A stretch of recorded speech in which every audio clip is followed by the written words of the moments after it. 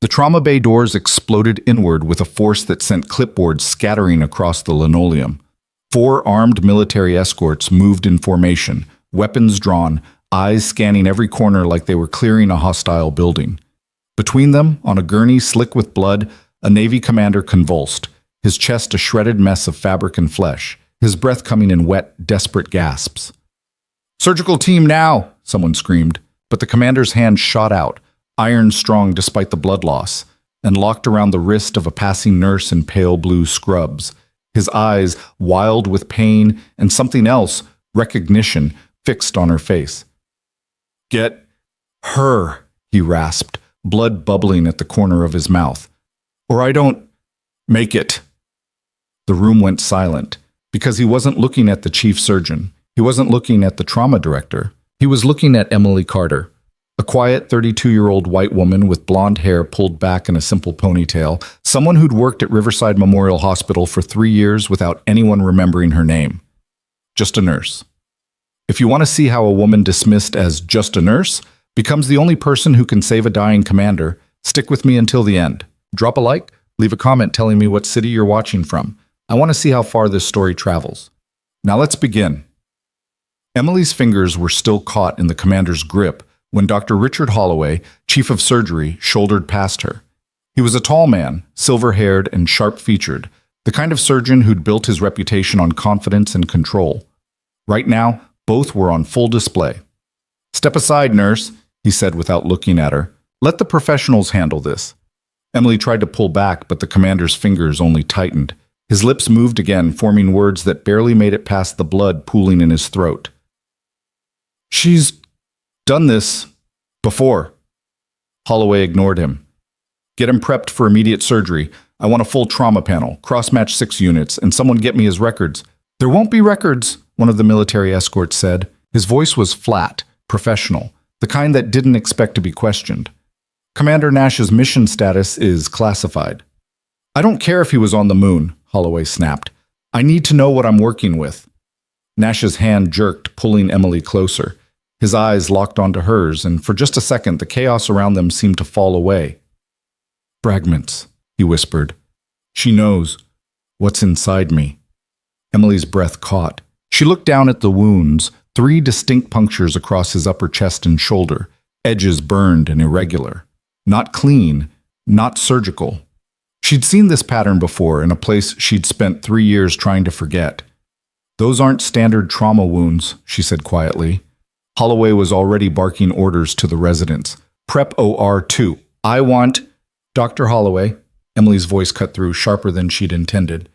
"Those are IED fragments. If you move him wrong, you'll sever the subclavian artery." The room went still.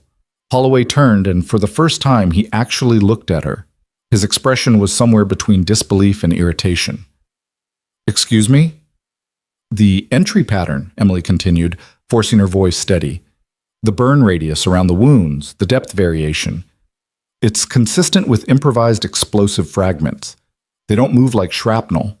They tumble. If one's near a major vessel and you shift him without imaging—" "I've been practicing trauma surgery for 23 years, Holloway said slowly, as if explaining something to a child.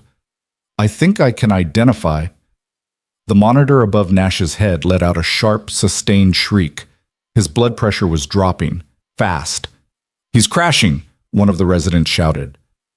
Holloway moved instantly, professional instinct overriding everything else. "Get him on his side. We need to—" "Don't!" Emily's voice cracked like a whip.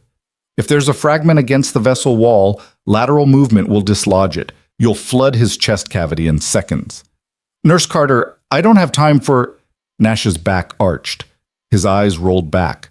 The heart monitor flatlined into a single, endless tone. Emily didn't think. She moved.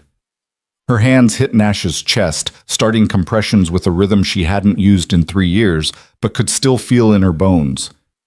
"Someone bag him, now, and get me a portable ultrasound."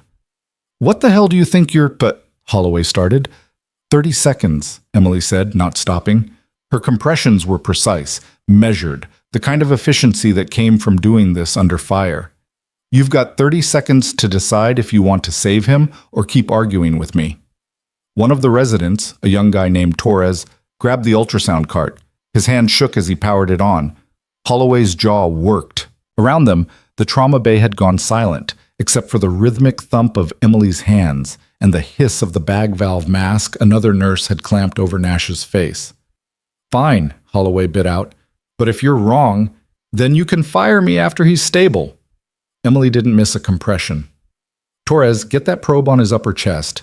I need to see the subclavian." Torres fumbled with the ultrasound gel, his hands still shaking. Emily risked a glance at the monitor. Nash's rhythm was chaotic, his heart struggling to find a pattern. "Come on," she muttered. "Come on, Commander, don't you quit on me." The ultrasound screen flickered to life. Torres moved the probe across Nash's chest, and Emily's eyes tracked the grainy black and white image. There. A bright white fragment, no bigger than a dime, sitting less than 2 millimeters from the subclavian artery wall. "There," she said, "right subclavian. If that fragment shifts even a fraction—" "I see it." Holloway's voice had changed. The irritation was gone, replaced by something colder. Professional focus. "Get him to OR2. Carefully. I want him on a backboard, minimal lateral movement, and someone page Dr. Keene from vascular." Emily kept compressions going until they had Nash transferred. Her arms burned, her scrubs were soaked with blood, but she didn't stop until the OR doors swung closed behind him. Then finally she stepped back. Her hands were shaking. Around her, the trauma bay slowly came back to life. Nurses cleaning blood off the floor, residents murmuring to each other, the military escort standing in a tight cluster near the door, watching her with expressions she couldn't read. One of them, a woman with captain's bars and a scar cutting through her left eyebrow, approached. "That was impressive." Emily wiped her hands on her scrubs. "Just doing my job." "That wasn't just a job." The captain's eyes were sharp, assessing. "Where'd you learn to read IED trauma like that?" Emily's throat tightened. "I've seen it before." "Where?" Before Emily could answer, Holloway reappeared from the OR corridor. His surgical mask was pulled down, his expression unreadable. He walked straight up to Emily, and for a long moment he just stared at her. "He's stable," Holloway said finally. "We extracted 3 fragments. One was exactly where you said it was. If we'd moved him the way I wanted to—" He trailed off. "How did you know?" Emily met his gaze. "Experience." "What kind of experience does a floor nurse have with military trauma?" The military captain was still watching. So were half the residents. Emily felt the weight of their attention like physical pressure. "I used to work in a different kind of hospital," she said carefully. Holloway's eyes narrowed. "What kind?" Before Emily could answer, one of the OR nurses appeared in the doorway. "Doctor?" "Holloway, Commander Nash is asking for someone. Says he won't stay sedated until he talks to her." "Who?" The nurse pointed at Emily. "Her." Holloway's expression went through several shifts: confusion, irritation, and finally resignation. "Fine. 5 minutes. But he needs rest." Emily followed the nurse down the corridor, her pulse hammering. She hadn't been inside an operating room in 3 years. Hadn't wanted to be. The smell hit her first. Antiseptic and blood. And something else. Something that dragged her back to sand and heat, and the sound of rotors overhead. Nash was on the table, his chest bandaged, monitors beeping steadily around him. His eyes found hers the moment she walked in. "You still got it," he said, his voice rough but clear. Emily stopped at the edge of the table. "Commander Nash." "You remember me, Carter?" She did. Not his name, not at first, but his face, younger then, less scarred. A memory surfaced, dust and smoke, a field hospital barely holding together, a young officer with a sucking chest wound who'd refused to let her stop working until everyone else was stable. "Kandahar," she said quietly. 7 years ago. Nash nodded. "You kept me alive long enough to evac, told me I'd owe you a beer when I made it home." He coughed, winced. "Took me a while to pay up." "You don't owe me anything." "The hell I don't." His eyes sharpened. "Why are you working as a floor nurse, Carter?" Emily's jaw tightened. "That's what I am now." "Bullshit. You were the best combat medic I ever saw. You ran surgical units under fire. I watched you hold a man's aorta together with your bare hands while mortars were landing 50 yards out." He paused. What happened? The door behind her opened. Dr. Holloway stepped in, his expression somewhere between curiosity and suspicion. Nurse Carter, he said slowly, perhaps you'd like to explain to me why a Navy commander seems to think you have surgical experience beyond basic triage? Emily's mouth went dry. Around them, she could feel the weight of the question, the way it hung in the air like smoke. Nash was watching her. Holloway was watching her. The entire trauma team, gathered just outside the OR doors, was watching her. She'd spent 3 years building a quiet life. 3 years where nobody asked questions, where she could just show up, do her job, and go home without the weight of everything she'd left behind. That life was about to end. I served, she said finally. Army medic. Deployed twice to Afghanistan, attached to forward surgical teams. Holloway's eyebrows rose. You're telling me you have combat surgical experience, and you've been working as a floor nurse for 3 years? Yes? Why? Emily didn't answer. Couldn't. Because the truth was too big, too complicated, too full of things she'd buried so deep she'd almost convinced herself they weren't real. Nash's hand moved, catching her wrist again. Because someone screwed her, he said, his voice hard. Set her up to fail, and then buried the evidence when she didn't. Holloway looked between them. What are you talking about? Not here. Nash's grip tightened on Emily's wrist. But you need to know something, doctor. The woman standing in front of you saved more lives in 6 months than most surgeons save in a career. And someone made damn sure she'd never get credit for it. The monitors beeped steadily. Outside, Emily could hear voices, footsteps, the normal chaos of a hospital grinding forward. Holloway studied her for a long moment. Then he pulled out his phone. I'm calling the chief of staff. We're going to have a conversation about your credentials, Nurse Carter. All of them. Emily's stomach dropped. Dr. Holloway, save it. If you have the experience Nash says you do, you've been wasting it for 3 years, and I want to know why. He left. The door swung shut behind him with a soft click. Nash was still watching her. You can't hide anymore, Carter. I wasn't hiding. Yes, you were. His voice gentled. I get it. I really do. But that life's over now. The moment those fragments landed in my chest, the moment you stepped up in that trauma bay, it's over. Emily pulled her wrist free. Her hands were shaking again. You don't know what you're asking. I know exactly what I'm asking. I'm asking you to stop punishing yourself for something that wasn't your fault. You don't know... I know what happened in Helmand Province, Nash said quietly. I know about the ambush. I know about the mass casualty event they sent you into with no backup, no supplies, and orders that made no damn sense. And I know you saved 83% of the casualties when the expected survival rate was less than 20. Emily's breath stopped. How do you... Because I requested the files. Took me 2 years and a favor from a Senate staffer, but I got them unsealed. Nash's eyes were steady on hers. You were set up, Carter. Sent into an impossible situation because someone wanted a scapegoat. When you didn't break, when you saved almost everyone, they buried the reports and let you think you'd failed. The words hit like a physical blow. Emily stepped back, her hip bumping against a supply cart. That's not... It's true. Every word. And the people responsible are still out there, still in positions of power because nobody stood up and called them out. Why are you telling me this? Because the fragments in my chest aren't from some random IED. They're from a targeted strike on a convoy I was escorting. Same kind of ambush, same kind of setup. Nash's voice went hard. And I'll be damned if I let the same people who tried to destroy you get away with trying to kill me. The door opened again. This time it was the military captain, the one with the scar. She looked at Nash, then at Emily. Commander, we need to move you. Now. What's happened? Nash asked. Intel just flagged a credible threat. Someone knew you were coming here. We have reason to believe the attack on your convoy wasn't random.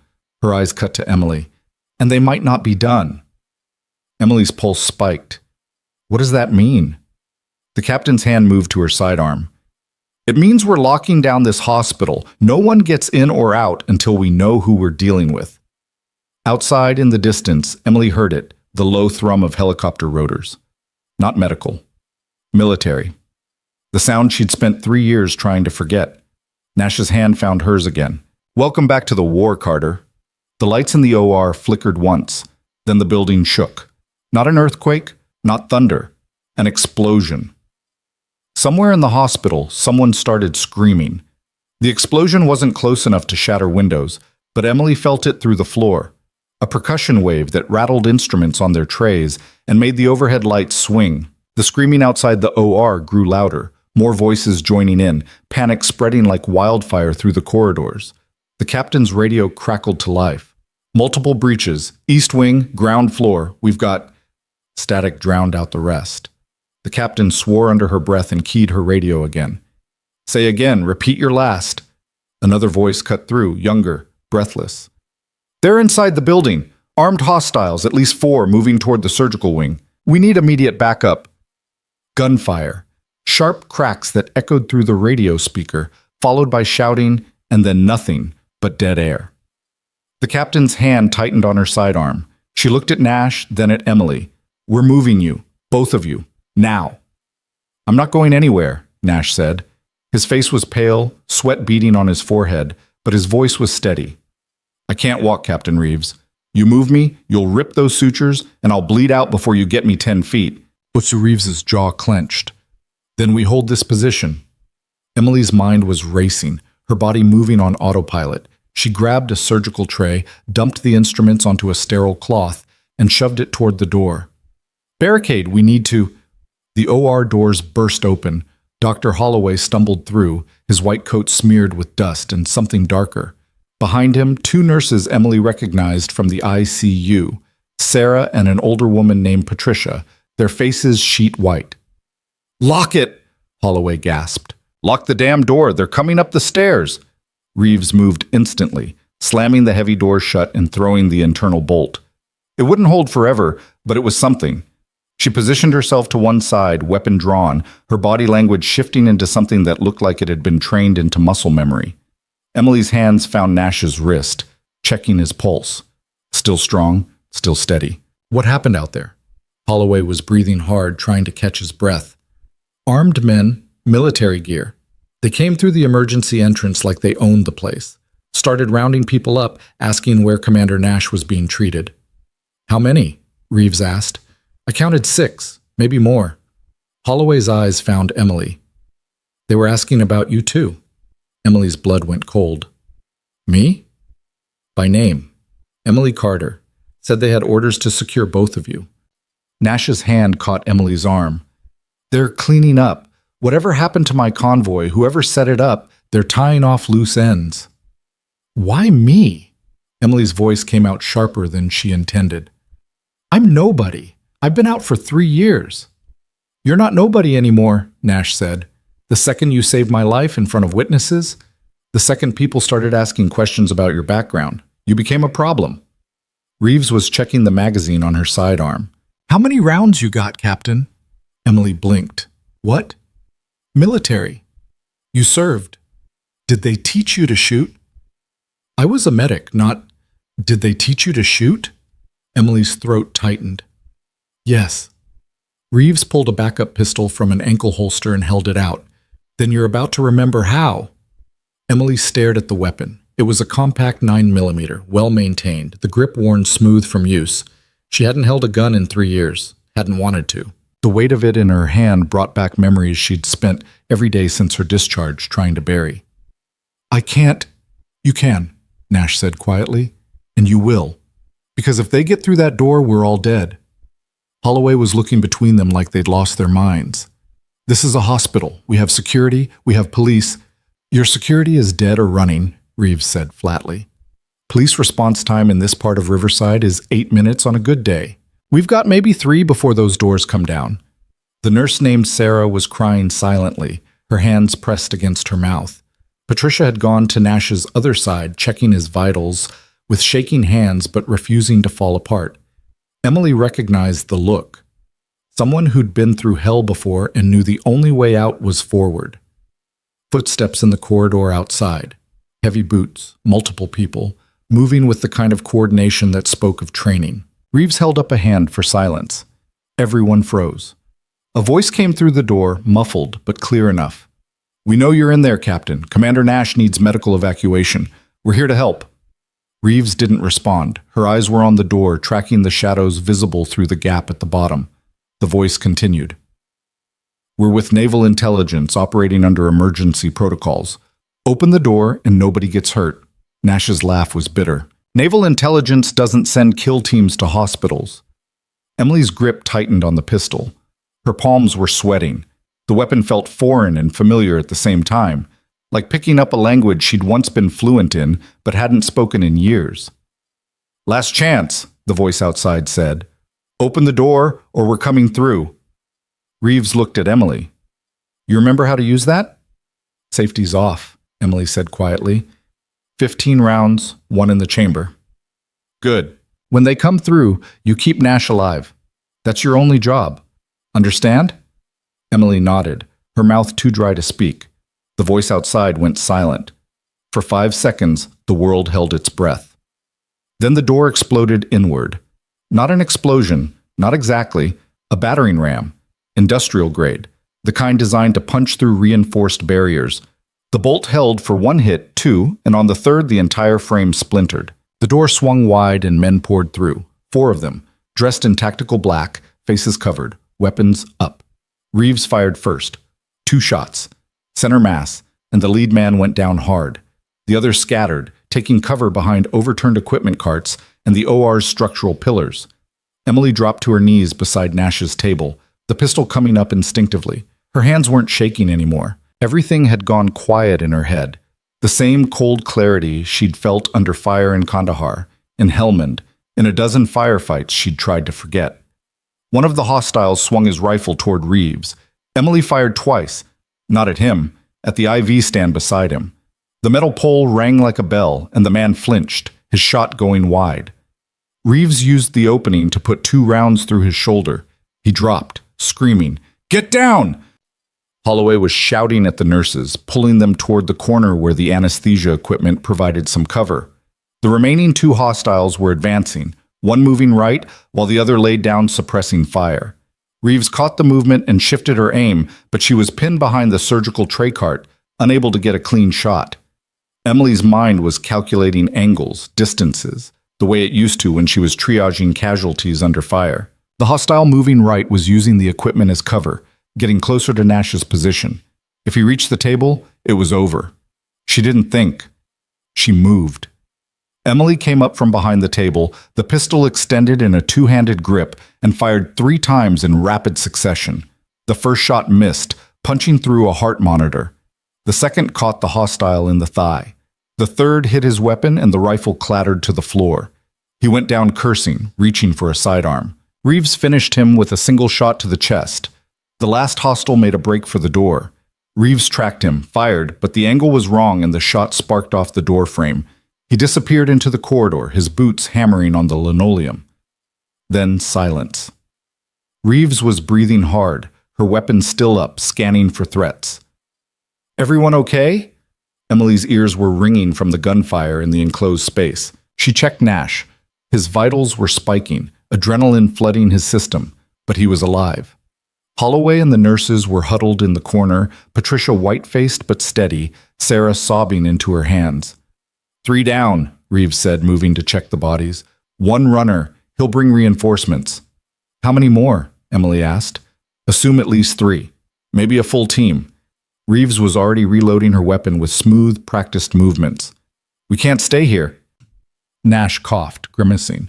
Can't move me either, not without tearing everything open. Then we fortify, Emily said. Her voice sounded strange in her own ears, flat, professional, the tone she'd used when coordinating mass casualty responses. We've got maybe 5 minutes before they regroup. We use that time to prepare. Holloway stared at her like she'd grown a second head. Prepare for what? This is insane. We need to survive, Emily cut him off. And right now that means turning this OR into a position we can hold. She was already moving, her hands working on autopilot. The surgical table went against the damaged door. Not enough to stop determined attackers, but enough to slow them. Equipment carts repositioned to create firing lanes. Reeves watched her work, something like approval flickering across her face. You've done this before, Reeves said. Field hospitals aren't that different from ORs, Emily replied. Just bloodier. Patricia had stopped crying. She stood up, smoothing her scrubs, and moved to help Emily shift a heavy supply cabinet. What do you need? Anything we can use as barriers, and if you've got a scalpel handy, I'll take it. Sarah looked up, her eyes red but focused. There's a trauma kit in the cabinet. Surgical tools, clamps, the works. Get it. The two nurses moved together, their earlier panic replaced by the kind of focused efficiency that came from years of emergency room work. Emily felt something shift in the room. The terror that had paralyzed them was still there, but now it had direction, purpose. Nash was watching her with an expression she couldn't quite read. You're different when you're in the field. Everyone is? No, not like this. His voice was quiet enough that only she could hear. You stop pretending to be small. Emily didn't answer. She was checking the pistol Reeves had given her, counting the remaining rounds. 9 left. Not enough if they had to hold for long. Footsteps outside again. More this time. Reeves moved to the door, listening. A different voice came through, older, with the kind of authority that expected to be obeyed. Captain Reeves, my name is Colonel Marcus Webb. I'm here under direct orders from the Pentagon to secure Commander Nash and retrieve classified materials related to his mission. Stand down and let us do our job. Reeves's expression went cold. Colonel Webb isn't in the Pentagon anymore. He was forced out 6 months ago for running illegal black ops. The voice outside paused, then quieter, more dangerous. You're making this harder than it needs to be. Good, Reeves called back. I like things hard. Emily heard the click of a radio outside, someone giving orders in a voice too low to make out. Then silence again. Nash spoke up, loud enough to carry through the damaged door. Webb, I know what you did. The convoy ambush, the setup, I've got documentation. Signed affidavits, classified intel, all of it uploaded to secure servers with dead man switches. You kill me, it all goes public. Another pause. Then Webb's voice again, colder now. You're bluffing. Try me. Emily's mind was racing. Nash had known this was coming. He'd prepared for it. But if he had all that evidence, why hadn't he gone public already? Why come to Riverside Memorial instead of going straight to federal authorities? The answer hit her like cold water. He hadn't come here for medical treatment. He'd come here for her. She looked at Nash, and he met her eyes with something that might have been an apology. You used yourself as bait, she said quietly. I needed to draw them out, needed to force them to act in a way that couldn't be denied or covered up. He coughed, wincing. And I needed someone I could trust to keep me alive long enough to see it through. You son of a... An explosion rocked the room, not at the door this time, above them, in the ceiling. Dust and acoustic tile rained down, and through the gap Emily could see the floor above, the psychiatric ward, now filled with smoke and firelight. They're burning us out, Reeves said flatly. The sprinkler system kicked in, water cascading from the ceiling. Within seconds, everyone was drenched, visibility dropping as steam rose from the hot debris. Emily could hear alarms now. The hospital-wide evacuation signal, hundreds of patients and staff scrambling for exits. Holloway grabbed Emily's arm. We have to go. Now! The whole building could come down. I can't move him, Emily said, gesturing to Nash. Not in his condition. Then he dies here, and so do we. Nash's hand found Emily's again. His grip was weaker now, blood seeping through his bandages where the exertion had torn something loose. Leave me. Get everyone else out. Not a chance. Carter, I said no. Emily's voice cut through the chaos like a blade. She looked at Reeves. How long until the fire spreads? 5 minutes, maybe less. Then we've got 4 minutes to find another way out. Emily turned to Patricia. The OR suites are all connected through the sterilization corridor, right? Patricia nodded, water streaming down her face. Goes to the central supply room, then down to the loading docks. Can we get a gurney through? If we move fast. Emily looked at Holloway. Help me get him transferred. We're going to need... The door blew inward completely this time, the table Emily had used as a barricade flying across the room like it weighed nothing. Webb's team poured through, 6 of them now, weapons up, fanning out with military precision. Reeves opened fire immediately. 1 hostile went down. 2. But there were too many, and they had better positions, better gear. Emily grabbed the surgical tray and threw it. Scalpels and clamps scattered like shrapnel, forcing one of the hostiles to duck. She fired her pistol twice more, providing cover while Reeves repositioned. Go! Reeves shouted. Get him out of here! Holloway and Patricia were already moving, unlocking the gurney's wheels, trying to maneuver Nash toward the back exit while water poured down and gunfire echoed off the walls. One of Webb's men broke through Reeves's line, his rifle swinging toward Nash. Emily didn't hesitate. She threw herself between them, the pistol coming up, and fired her last 3 rounds. 2 missed in the chaos. The third caught him in the shoulder, spinning him around. He didn't go down. His rifle came back up, finger on the trigger. The corridor behind him exploded.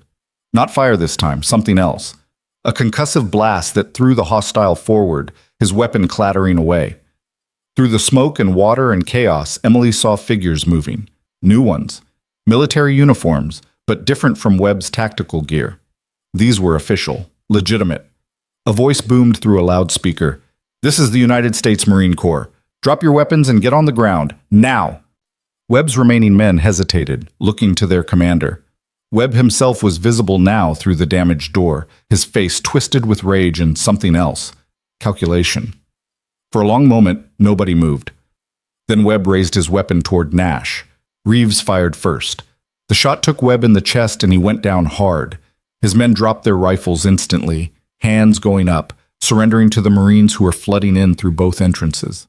The shooting stopped. The alarms kept wailing, water kept pouring, but the gunfire was over. Emily's legs gave out.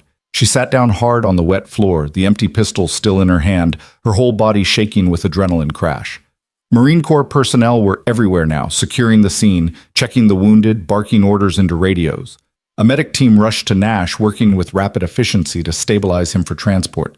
A Marine lieutenant approached Reeves, saluting crisply. "Captain Reeves, we received your distress signal 20 minutes ago. Apologies for the delay. We had to secure the perimeter first."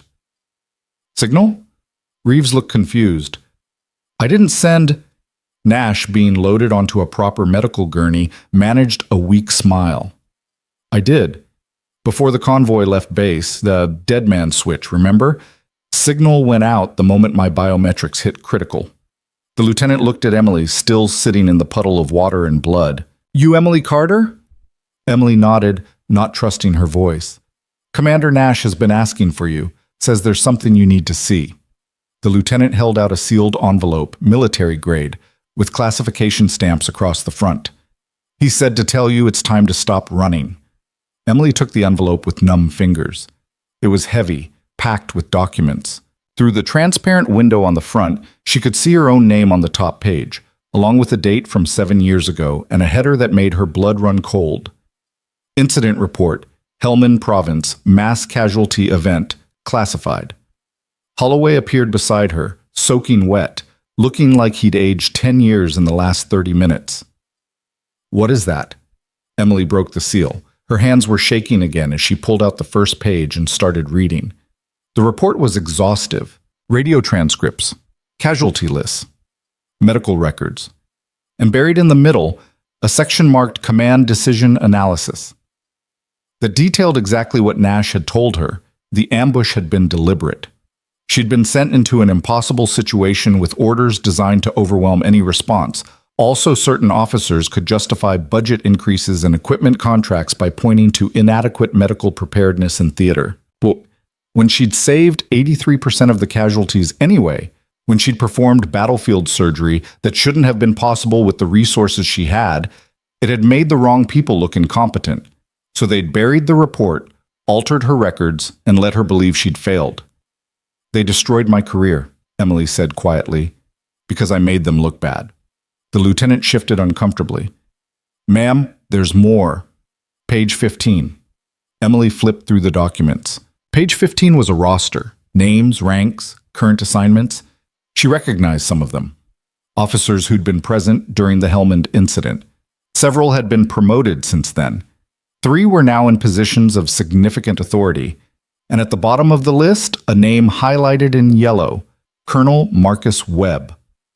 Webb, who'd been one of the logistics officers responsible for supply chain management in Helmand Province. Webb, who would have been held accountable if the incident had been properly investigated. Webb, who'd spent the years since climbing the ranks while making sure Emily's records stayed buried. "He's been tracking you," the lieutenant said. "We found surveillance files at his off-site facility. Photos, movement patterns, everything. When Commander Nash started digging into the Helmand incident, Webb panicked. He ordered the convoy hit, tried to eliminate both of you before the truth could come out. Emily looked across the room to where Webb lay on the floor, Marines securing him in flex cuffs despite the chest wound Reeves had given him. His eyes found hers, and even through the pain she saw the hatred there. She stood up slowly, her legs steadier now, walked over to where he lay. The Marines tensed, but nobody stopped her. 7 years, Emily said quietly. You let me think I failed those soldiers. Let me walk away believing I wasn't good enough. Webb's laugh was wet with blood. You weren't supposed to save them. The whole point was, I know what the point was. Money, contracts, career advancement. Emily crouched down, close enough to see the fear starting to creep into his eyes. But here's what you didn't count on. Those soldiers I saved, they remembered. They talked. They've been asking questions for years, and now those questions have answers. She held up the documents. This is going to everyone. Every news outlet, every senator, every military investigator, and your name is on every page. Webb's expression crumbled. Not physically, he was still trying to maintain that officer's arrogance, but something behind his eyes broke. Emily stood up, tucking the documents inside her scrubs. She looked at the Marines. He needs medical attention. Don't let him die. I want him to stand trial. The lieutenant nodded sharply. Yes, ma'am. Emily walked back to where Nash was being prepped for transport. His color was better now, the Marine medics having given him fluids and proper bandaging. He looked up at her as she approached. You good? He asked. Getting there. Emily glanced at the envelope in her hands. Why now? Why drag me into this? Because it was never just about me. Webb and the others like him. They're still out there, still making decisions that get people killed, still burying the truth when it's inconvenient. Nash's voice was getting stronger. I needed someone who'd understand what this fight was really about. Someone who'd already paid the price for telling the truth. Emily looked around the destroyed OR. Bullet holes in the walls, blood on the floor, equipment ruined. Hell of a way to ask for help. Would you have listened if I'd just called? She wanted to say yes. Wanted to believe she would have stepped up, faced the past, fought back. But the truth was, she'd spent 3 years hiding, telling herself she was over it, that she'd moved on. No, she admitted. I wouldn't have. Nash nodded. That's why I came here. Forced your hand. Made you remember who you used to be. He paused. I'm sorry it had to be this way. The Marine medics were ready to move him. One of them looked at Emily. You want to ride with him? We're evacing to Naval Medical Center. Full security detail. Emily looked at Holloway, who was still standing there looking shell-shocked. Doctor? Holloway blinked, coming back to himself. Go, we'll handle things here, but when this is over, we're having a very long conversation about your employment status. Am I fired? Are you kidding? After what I just watched? Holloway shook his head. You're getting promoted, soon as you're cleared to come back. Emily felt something loosen in her chest, a knot she hadn't known was there. Thank you. She climbed into the ambulance behind Nash's gurney, Reeves joining them a moment later. Through the open doors, Emily could see the hospital exterior for the first time. Fire trucks, police cars, military vehicles, news crews already setting up across the street. This was going public, all of it. Her name, her face, her story. Everything she'd tried to leave behind was about to be front-page news. The ambulance doors closed and they pulled away from Riverside Memorial with sirens wailing. Nash was watching her. You okay? Emily looked down at the envelope in her lap, at the documents that proved she'd never failed, that she'd been sabotaged by people who should have protected her. 7 years of guilt, of second-guessing herself, of wondering if she was good enough, all of it built on lies. Ask me in a week, she said. But even as she said it, she felt something shifting. The weight she'd been carrying was still there, but it was different now, lighter. Because it wasn't shame anymore, it was anger. And anger, she was learning, could be useful. The ambulance hit a pothole, jostling everyone inside. Reeves steadied herself against the wall, then looked at Emily with an expression that might have been respect. You handled yourself back there, Reeves said. Most people freeze their first firefight back. That wasn't my first. I know, I can tell. Reeves paused. What are you going to do after all this? Emily didn't have an answer. 24 hours ago, she'd been a floor nurse with a quiet life and a buried past. Now that past was exploding into the present, and the future was uncertain in ways that made her chest tight. But as the ambulance raced through Riverside streets, lights flashing, Emily realized something. For the first time in 3 years, she wasn't afraid of what came next. She was ready for it. The ambulance pulled into the secured entrance of Naval Medical Center 40 minutes later. The facility was locked down, armed guards at every access point, helicopters circling overhead. They wheeled Nash directly into a surgical suite, the trauma team already assembled and waiting. Emily started to follow, but a hand caught her arm. She turned to find a man in a dark suit, FBI credentials clipped to his belt. "Ms. Carter, I'm Special Agent David Kowalski. I need to ask you some questions about tonight's events." "Can it wait? Commander Nash needs—" "The commander's in good hands. This can't wait."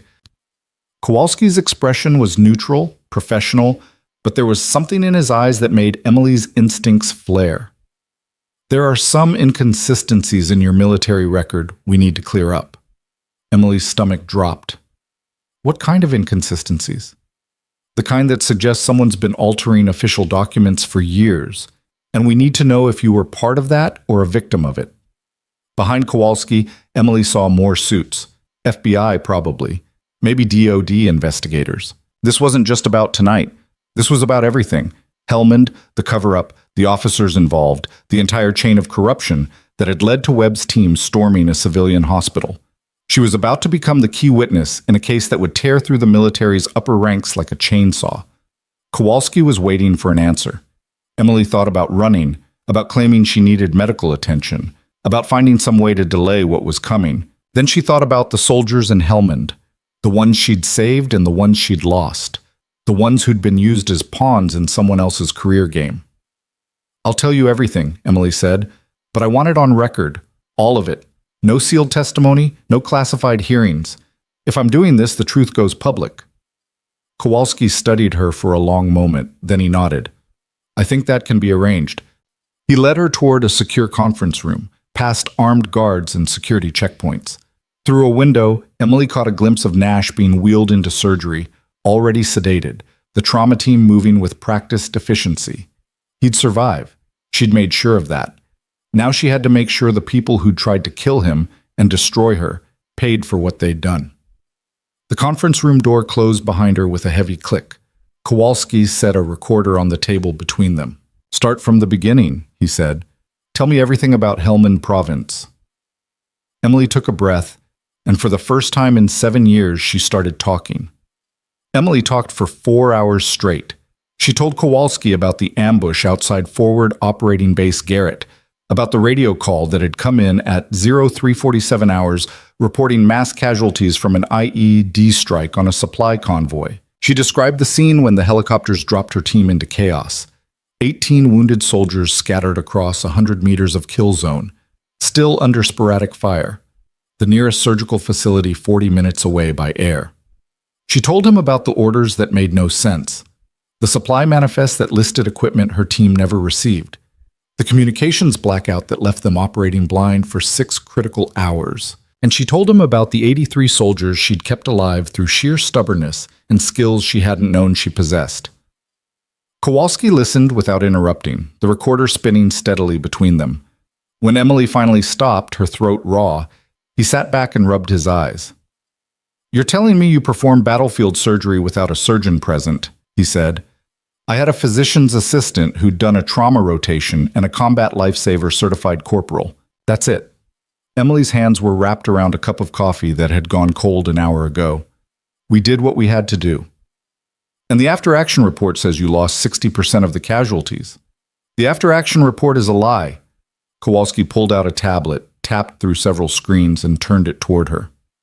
"These are the official records, signed by 3 separate officers, all confirming catastrophic losses due to inadequate medical response."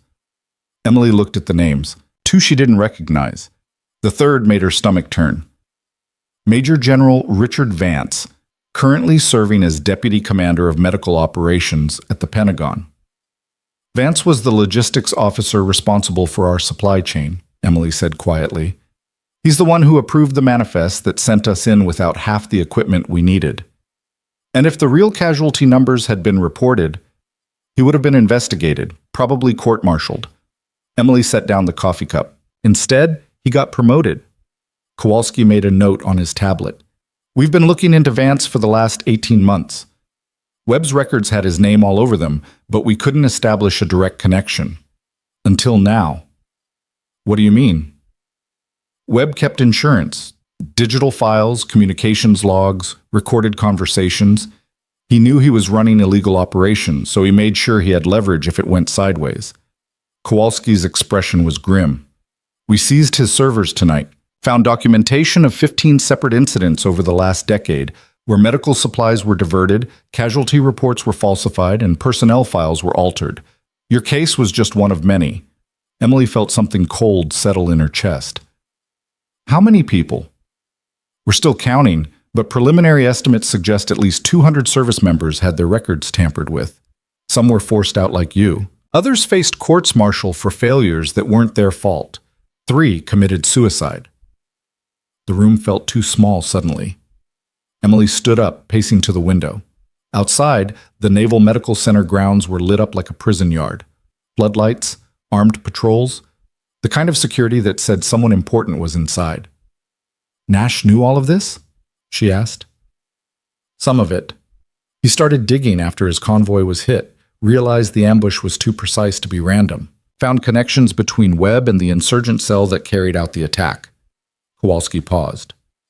Webb was selling intelligence, mission routes, patrol schedules, supply convoy timings, getting paid by enemy forces to compromise our own operations. Emily's hands curled into fists against the windowsill. How long? At least 6 years, maybe longer. 6 years, hundreds of soldiers, billions in diverted funds. And it had all been protected by a network of officers more interested in their careers than the people they were supposed to lead. Her reflection in the window looked older than 32. Tired. But there was something else there too, something that hadn't been present 3 years ago when she'd walked away from the military. Purpose. The door opened behind her. Emily turned to find Captain Reeves, now out of her tactical gear and wearing a clean uniform. She looked as exhausted as Emily felt. Commander Nash is out of surgery, Reeves said. Stable. They're moving him to intensive care in 30 minutes. Can I see him? That's why I'm here. He's asking for you. Kowalski stood up, gathering his notes. We'll need to continue this tomorrow. There's a lot more to cover. I'll be here, Emily said. She followed Reeves through the corridors, past security checkpoints and Marine guards who snapped to attention as they passed. The hospital was quieter than Riverside Memorial, more controlled, but the tension was still there, in the way staff moved with urgent efficiency, in the armed presence at every junction. Nash's room was in the secure wing, 2 guards outside the door and another inside. He was awake, propped up on pillows, his chest wrapped in fresh bandages. The color had returned to his face, but his eyes were sharp, alert. You look terrible, he said when Emily entered. You look dead. I win. She pulled a chair next to the bed. How are you feeling? Like I got blown up and then shot at for an hour. Nash managed a weak smile. But alive thanks to you. Thanks to a lot of people. No, thanks to you. His voice was firm. You could have walked away, could have let Holloway handle it, stayed invisible like you've been doing for 3 years. But you didn't. Emily didn't know how to respond to that, so she changed the subject. Kowalski told me about Webb's files. About Vance. Nash's expression darkened. It's worse than you think. Vance isn't working alone. We've identified at least 6 other officers in key positions: procurement, logistics, personnel management. They've built an entire system designed to funnel money and resources while burying anyone who asks questions. How do we stop them? We don't. The FBI does, DOD investigators, maybe Congress if they grow a spine. Nash shifted, wincing. But they need evidence, testimony. Someone willing to stand up in front of cameras and congressional committees and lay out exactly what happened. Emily's stomach tightened. You want me to go public? I want you to have a choice. You can walk away from this. Let the investigators do their work quietly. Your name stays out of it. You go back to Riverside Memorial, live your life. He paused. Or you can fight. Tell your story. Make sure everyone knows what they did to you and the others. If I do that, you'll never be anonymous again. Every news outlet will want interviews. Defense attorneys will come after your credibility.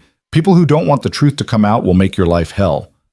Nash's eyes were steady on hers. It won't be easy. Emily thought about the last 3 years, the quiet shifts, the apartment she came home to alone, the careful way she'd built a life that required nothing from her except showing up and doing her job. Safe. Small. Invisible. When do they need an answer? She asked. Soon. Kowalski's team wants to move fast before Vance and the others can destroy evidence or disappear. Before Emily could respond, her phone buzzed. She pulled it out, expecting another message from the FBI or maybe Holloway checking in. Instead, it was an unknown number. A text message with a single line. You should have stayed quiet. Then a photo loaded. Emily's apartment, the front door standing open, belongings scattered across the floor, everything torn apart. Nash saw her expression change. What is it? Emily showed him the phone. His face went hard. Reeves! He shouted. The captain appeared in the doorway instantly, hand on her sidearm. Nash gestured to Emily's phone. Get a team to that address, now, and put Ms. Carter under protective custody. Reeves took one look at the image and was already on her radio, barking orders.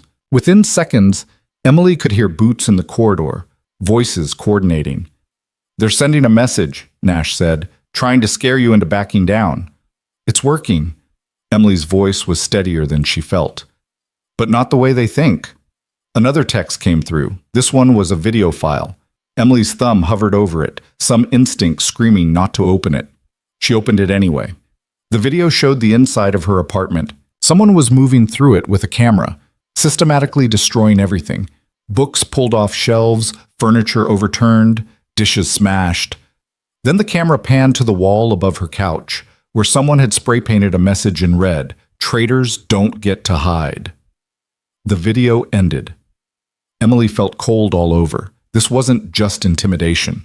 This was personal. Someone wanted her to know they could reach her anywhere, that nowhere was safe. Where were you planning to go after this? Nash asked quietly. Home, my apartment. Emily laughed, a brittle sound. Guess that's not an option anymore. You'll stay here. Naval Medical has secure housing for protected witnesses. It's not luxury, but it's safe. For how long? As long as it takes.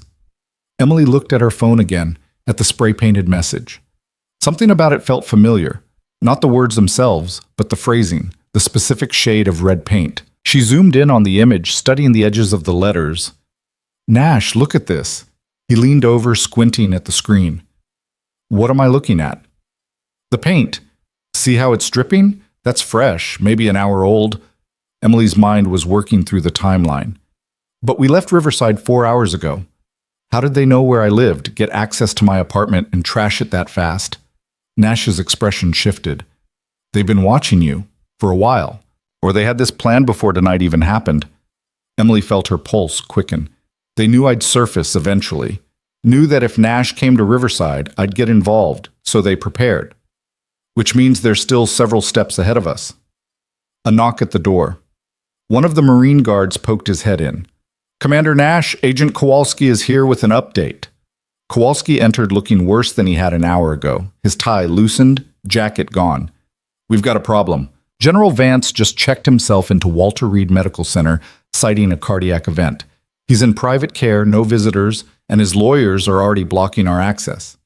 He's running, Nash said. Worse, he's establishing an alibi and medical excuse for why he can't be questioned.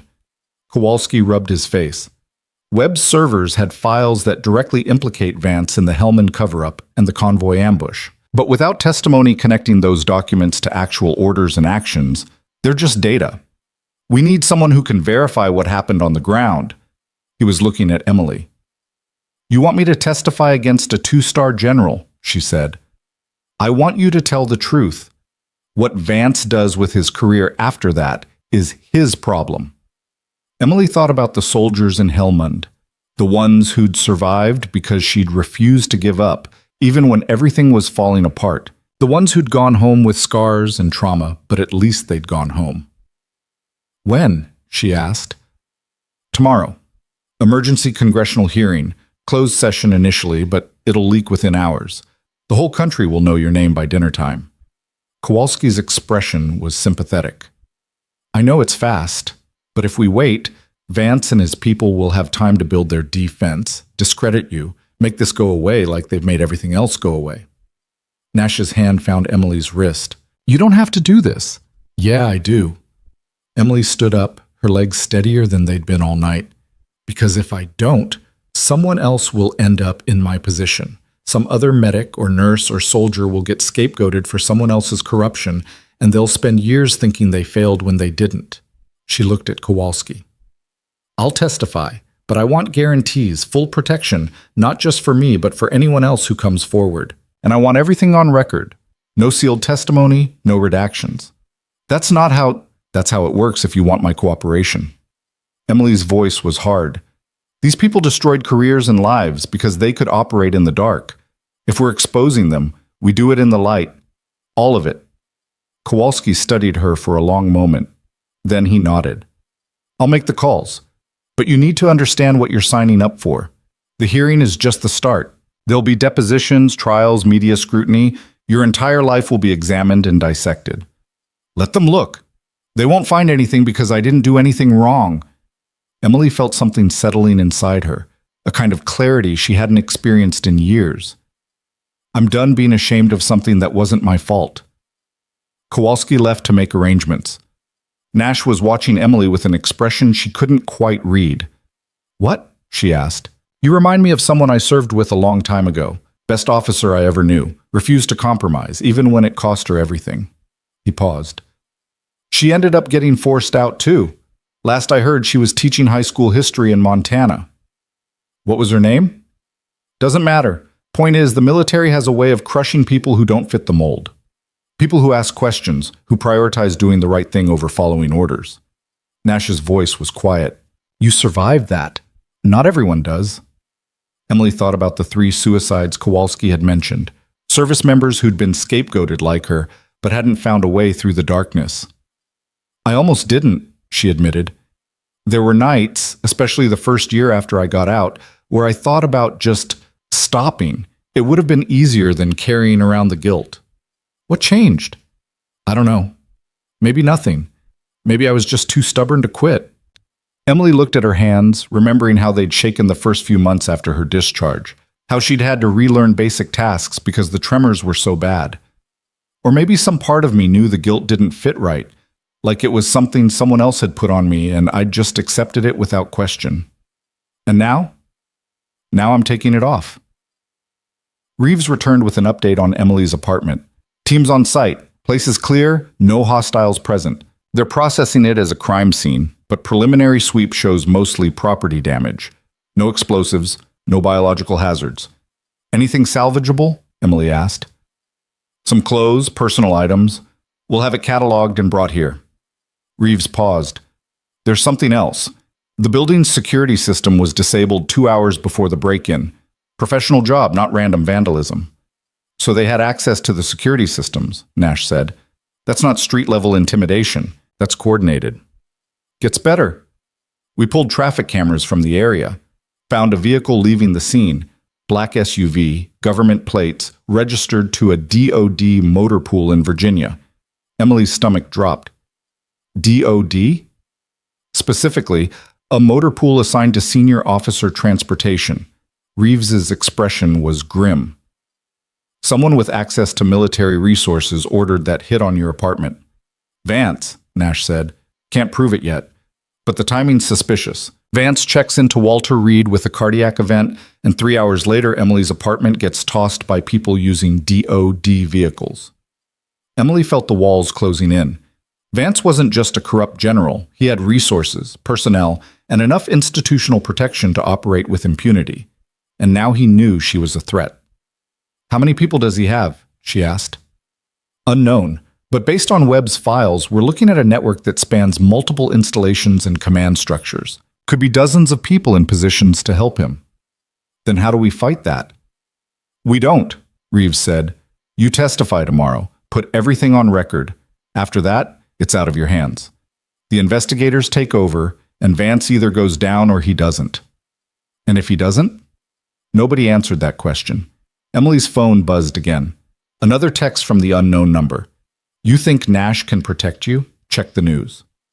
Emily pulled up a news site on her phone. The top headline made her blood run cold. Navy commander's convoy ambushed. Survivor in critical condition. Questions raised about mission security. Below it, a subheadline. Anonymous military sources suggest Commander Nash may have compromised classified operations. Emily showed the screen to Nash and Reeves. Nash's face went pale. They're getting ahead of it, he said quietly. Framing the narrative before you can testify. Emily scrolled through the article. It was carefully written, full of unnamed sources and vague insinuations, but the message was clear. Nash was being painted as a security risk, someone whose reckless actions had gotten his own people killed, and buried in the sixth paragraph, a single sentence that made Emily's hands shake. Sources close to the investigation say Nash may have been working with a civilian nurse with a history of medical malpractice and questionable military service. They're coming after me too, Emily said. Reeves was already on her phone making calls. We need to get ahead of this. Issue a statement, correct the record. It won't matter, Nash interrupted. By the time we respond, the damage is done. People will believe the first thing they hear, and right now the first thing they're hearing is that we're both compromised. Emily felt something snapping inside her, not breaking, but shifting, the last piece of hesitation falling away. For 3 years, she'd stayed quiet, accepted the narrative others had built around her, convinced herself that keeping her head down was the same as moving on. She was done keeping her head down. I want to talk to the press, she said. Everyone in the room turned to look at her. Emily, that's not... Nash started. I want to talk to the press, she repeated, her voice firm. Not tomorrow after the hearing. Tonight. Now. I want to tell my story before they can twist it any further. Kowalski, who'd returned during the discussion, shook his head. That's a terrible idea. You'll compromise the investigation, give Vance's lawyers ammunition, and paint a target on yourself. The target's already there, and the investigation is compromised the second Vance's people start controlling the narrative. Emily looked at each of them in turn. You said I had a choice. This is me choosing. You'll be going in without preparation, without legal counsel. I don't need preparation. I know what happened. I was there. Nash was watching her with something like pride. If you do this, you can't walk it back. Every word you say will be dissected, used against you. Are you ready for that? Emily thought about the soldiers in Helmand, about the years she'd spent believing she'd failed them, about the text messages and the trashed apartment and the news articles already painting her as incompetent. I've been ready for 7 years, she said. I just didn't know it. Reeves made a call. 15 minutes later, Emily was in a different room with better lighting and a camera crew from a major news network. The reporter, a sharp-eyed woman named Rachel Morrison, who'd made her career on military investigations, sat across from her with a notepad and a recorder. Ms. Carter, thank you for agreeing to speak with us on such short notice. I understand tonight's events at Riverside Memorial were traumatic. Emily met Morrison's eyes steadily. What happened tonight was an assassination attempt on a Navy commander who was investigating corruption in military procurement and medical services. It failed because good people refused to stand down. Morrison's eyebrows rose slightly. That's a serious allegation. It's the truth, and I have documentation to back it up. For the next 30 minutes, Emily laid it out. Helmand Province, the falsified reports, the cover-up, Webb's operation, Vance's involvement. She didn't hold back, didn't soften the details, didn't try to make herself look better than she was. She just told the truth. Morrison listened without interrupting, her expression growing more shocked as the story unfolded. When Emily finished, the reporter sat back. This is going to cause an earthquake, Morrison said quietly. Good. It should. You understand that powerful people are going to come after you for this. They're already coming after me. At least now everyone will know why. The interview ended. Morrison's crew packed up their equipment, and Emily was escorted back to the secure wing where Nash was waiting. How'd it go? He asked. I have no idea, but it's done. The interview airs in 2 hours. By midnight, everyone in the country with a television will know your name. Emily sat down heavily in the chair beside his bed. I should be terrified. But you're not. No, I'm angry, and apparently anger is easier to deal with than fear. Nash laughed, then winced, his hand going to his bandaged chest. Don't make me laugh. Hurts like hell. They sat in silence for a while, listening to the sounds of the hospital around them. Eventually, Reeves appeared with an update. Your interview's causing chaos already. DOD is scrambling to respond, Vance's lawyers are demanding retractions, and every news outlet in the country is trying to verify your claims. Can they? Emily asked. Some of it, yeah. Webb's arrest is public record now, and we've confirmed that his team attacked Riverside Memorial. The rest, the Hellman stuff, Vance's involvement, that'll take time. How much time? Days, maybe weeks. But the hearing tomorrow will help. Congressional testimony carries weight. Emily's phone buzzed.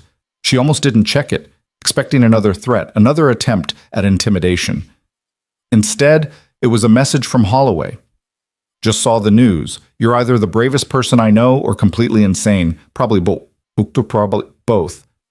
The hospital board wants to talk to you when this is over. About a new position. Call me. She showed the message to Nash, who grinned. See? Already paying off. But Emily was looking at another message that had come through, this one from an unknown number. You just signed your own death warrant. She handed the phone to Reeves, who read the message and immediately got on her radio. I want this number traced, now. Emily felt the weight settling back onto her shoulders, the brief moment of triumph giving way to reality. She'd just declared war on people with resources and connections she couldn't begin to match. What have I done? She whispered. Nash's hand found hers. You've done what needed to be done. Now we see it through. The television in Nash's room flickered to life. Someone had turned on the news. Emily's face filled the screen. The interview, already airing, her words clear and unwavering. They destroyed my career because I made them look incompetent. But I'm done being quiet. I'm done letting corrupt officers hide behind rank and classification. It's time for the truth. The screen cut to Morrison in the studio, her expression grave. This is an explosive allegation from a former Army combat medic who claims she was scapegoated to cover up a massive military corruption scandal. We've reached out to the Department of Defense for comment, but as of this broadcast, they have not responded. We'll continue to follow this story as it develops. Emily's hands were shaking again. The interview was out there now, irreversible, spreading across networks and social media, becoming part of the permanent record. Reeves's radio crackled. Captain, we've got a situation. Someone just tried to access the secure wing using forged credentials. Marines detained him at Checkpoint 3. Who is he? Civilian contractor. Claims he was delivering medical supplies. But the supplies he's carrying aren't on any manifest, and his ID doesn't match our database. Nash sat up straighter despite his injuries. Get him to interrogation. I want to know who sent him. Emily's phone buzzed again. This time it was a call, not a text. Unknown number. She almost didn't answer. Hello? A voice she didn't recognize. Male. Calm. Ms. Carter, I represent certain interests that would prefer your testimony tomorrow not take place. We're prepared to offer you a substantial sum to reconsider. Emily's mouth went dry. Who is this? That's not important. What's important is that you understand the danger you're in. You've made powerful enemies, and we can make them go away.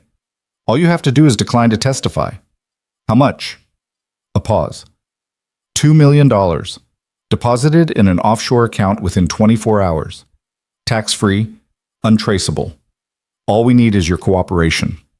Emily's mind was racing. $2 million. Enough to disappear, start over somewhere far from all of this. Enough to never have to worry about money or safety or anything except living a quiet life. And if I refuse, she asked, then we can't guarantee your safety. Accidents happen, especially to people who make themselves targets. Emily looked at Nash, who was watching her with an expression that said he knew exactly what kind of call this was. She thought about the trashed apartment, the death threats, the years she'd already lost to fear and shame. Tell whoever you represent that they can take their $2 million and shove it, Emily said clearly. I'm testifying tomorrow, and there's nothing you can do to stop me. She hung up. For a moment, nobody spoke. Then Nash smiled, a real smile that reached his eyes. That was either the bravest thing I've ever heard or the stupidest. Probably both, Emily said, echoing Holloway's message. Reeves was already coordinating with her team, increasing security, running background checks on every person who'd had access to the secure wing in the last 12 hours. Emily's phone rang again, same unknown number. She answered on speaker this time. Miss Carter, I don't think you understand. No, you don't understand, Emily interrupted. I spent 3 years being afraid. Afraid of the truth, afraid of what people would think, afraid of standing up for myself. I'm done being afraid. So you can threaten me, you can offer me money, you can do whatever you want. I'm still showing up tomorrow, and I'm still telling the truth. You're making a mistake. Maybe, but it's my mistake to make. She hung up again and turned off her phone. The room was silent except for the steady beep of Nash's monitors. Outside, she could hear boots in the corridor, voices on radios, the machinery of security clicking into high gear. They're going to come after you, Nash said quietly. Not just words and threats, real attempts. You know that, right? Yeah, I know. And you're still going through with this? Emily thought about all the people who'd been hurt by Vance and Webb and the others, the soldiers who'd died or been wounded because supplies were diverted, the careers destroyed to protect corruption, the truth buried under layers of classification and lies. I'm still going through with it, she said. Reeves returned with an update on the detained contractor. He's not talking, but we found something interesting in his supplies, not medical equipment, surveillance devices. Someone wanted eyes and ears inside this wing. How many did he plant before you caught him? Nash asked. Unknown. We're sweeping the entire floor, but if he's been here more than once... Reeves trailed off, the implication clear. They'd been listening, watching, gathering information to use against Emily and Nash, which meant someone knew exactly what they were planning. Emily's stomach turned. The hearing tomorrow is still happening, Reeves said firmly. We've moved it to a secure DOD facility, limited access, full military security. Nobody gets in without clearance that we verify personally. Can you guarantee it's safe? Reeves met her eyes. No, but it's the best we can do. That would have to be enough. The hours until dawn crawled by. Emily was moved to a different room every 90 minutes, never staying in one place long enough to be predictable. She tried to sleep but couldn't, her mind churning through everything that was coming, everything that could go wrong. At 0530 hours, Reeves knocked on her door. It's time. Hearing starts at 0800. Emily got dressed in clean clothes someone had retrieved from her apartment. Simple gray slacks and a white blouse. Professional without being formal. She looked at herself in the mirror and barely recognized the woman staring back. 3 days ago, she'd been a floor nurse. Now she was about to testify before Congress about corruption that went straight to the Pentagon. Ready? Reeves asked from the doorway. Emily took a breath. No, but let's go anyway. The motorcade to the hearing was surreal. Armored vehicles, motorcycle escorts, helicopters overhead. Emily sat in the back of an SUV with Reeves and 2 other agents watching the city slide past through bulletproof glass. They arrived at the facility 40 minutes early. More security. More checkpoints. More armed personnel with expressions that said they were taking this seriously. Finally, Emily was led into a conference room where Kowalski was waiting with a team of lawyers and investigators. They ran through her testimony one more time, making sure she understood what questions to expect, what topics to avoid until formal charges were filed. At 07:55, a Marine opened the door. They're ready for you. Emily stood up, her legs steadier than she'd expected. Kowalski walked with her toward the hearing room, his expression encouraging. Just tell the truth, he said. That's all you have to do. The doors opened and Emily stepped into a room full of senators and representatives, cameras and recorders, the weight of institutional power pressed into every corner. She walked to the witness table and sat down.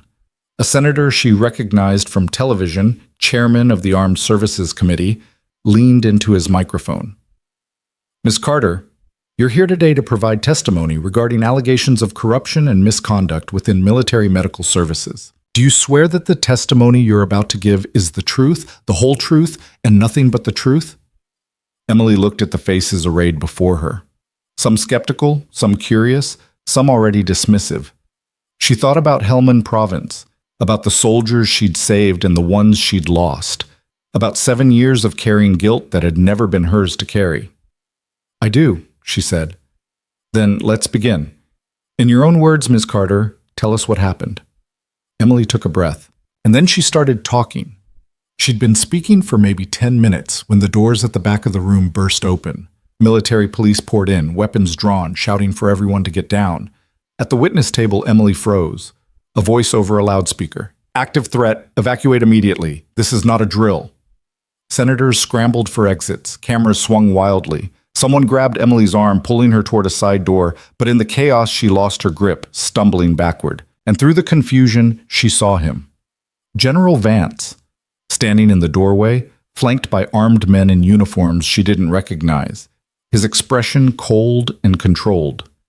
Emily Carter, he said, his voice carrying over the chaos, you should have taken the money. The armed men beside Vance weren't military police.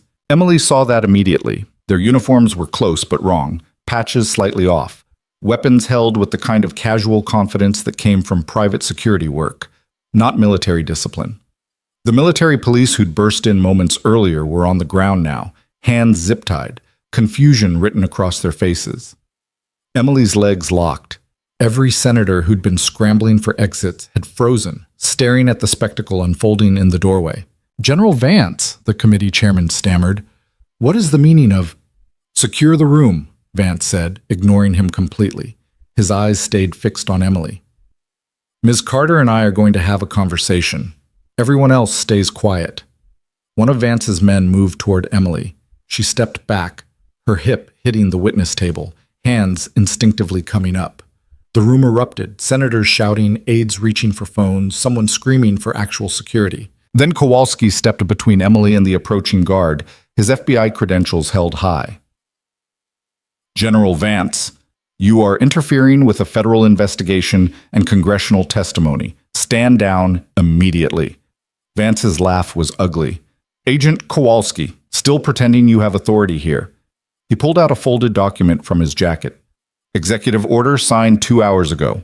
All investigations into military procurement irregularities are suspended pending national security review. Your case is closed. Kowalski's face went white. That's not possible. The Attorney General would never... The Attorney General doesn't make decisions about military operations. And as of 0600 this morning, this investigation has been reclassified as a matter of national security requiring immediate containment. Vance's smile was cold. Which means Ms. Carter's testimony is no longer admissible, and she's coming with me for debriefing. Emily's mind was racing. National security reclassification. Executive orders. Vance had more reach than they'd anticipated, connections high enough to shut down a federal investigation with a single phone call. But something didn't fit. The men with Vance weren't behaving like official military personnel, conducting a lawful operation. They were nervous, checking exits, hands too tight on their weapons. This wasn't official. This was desperation. Show me the order, Emily said, her voice cutting through the chaos. Everyone turned to look at her. Vance's expression flickered, surprise, then annoyance. Excuse me? The executive order. If it's legitimate, it'll have specific authorization codes, signatures, classification markers. Emily's hands were shaking, but her voice stayed level. Show everyone here. Prove this is legal. Vance's jaw tightened. For 3 seconds, he didn't move.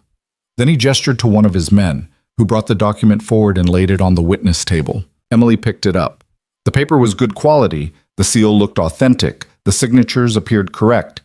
But the classification marker at the top was wrong, a designation that hadn't been used since 2019, replaced by updated protocols she'd learned about during her military service.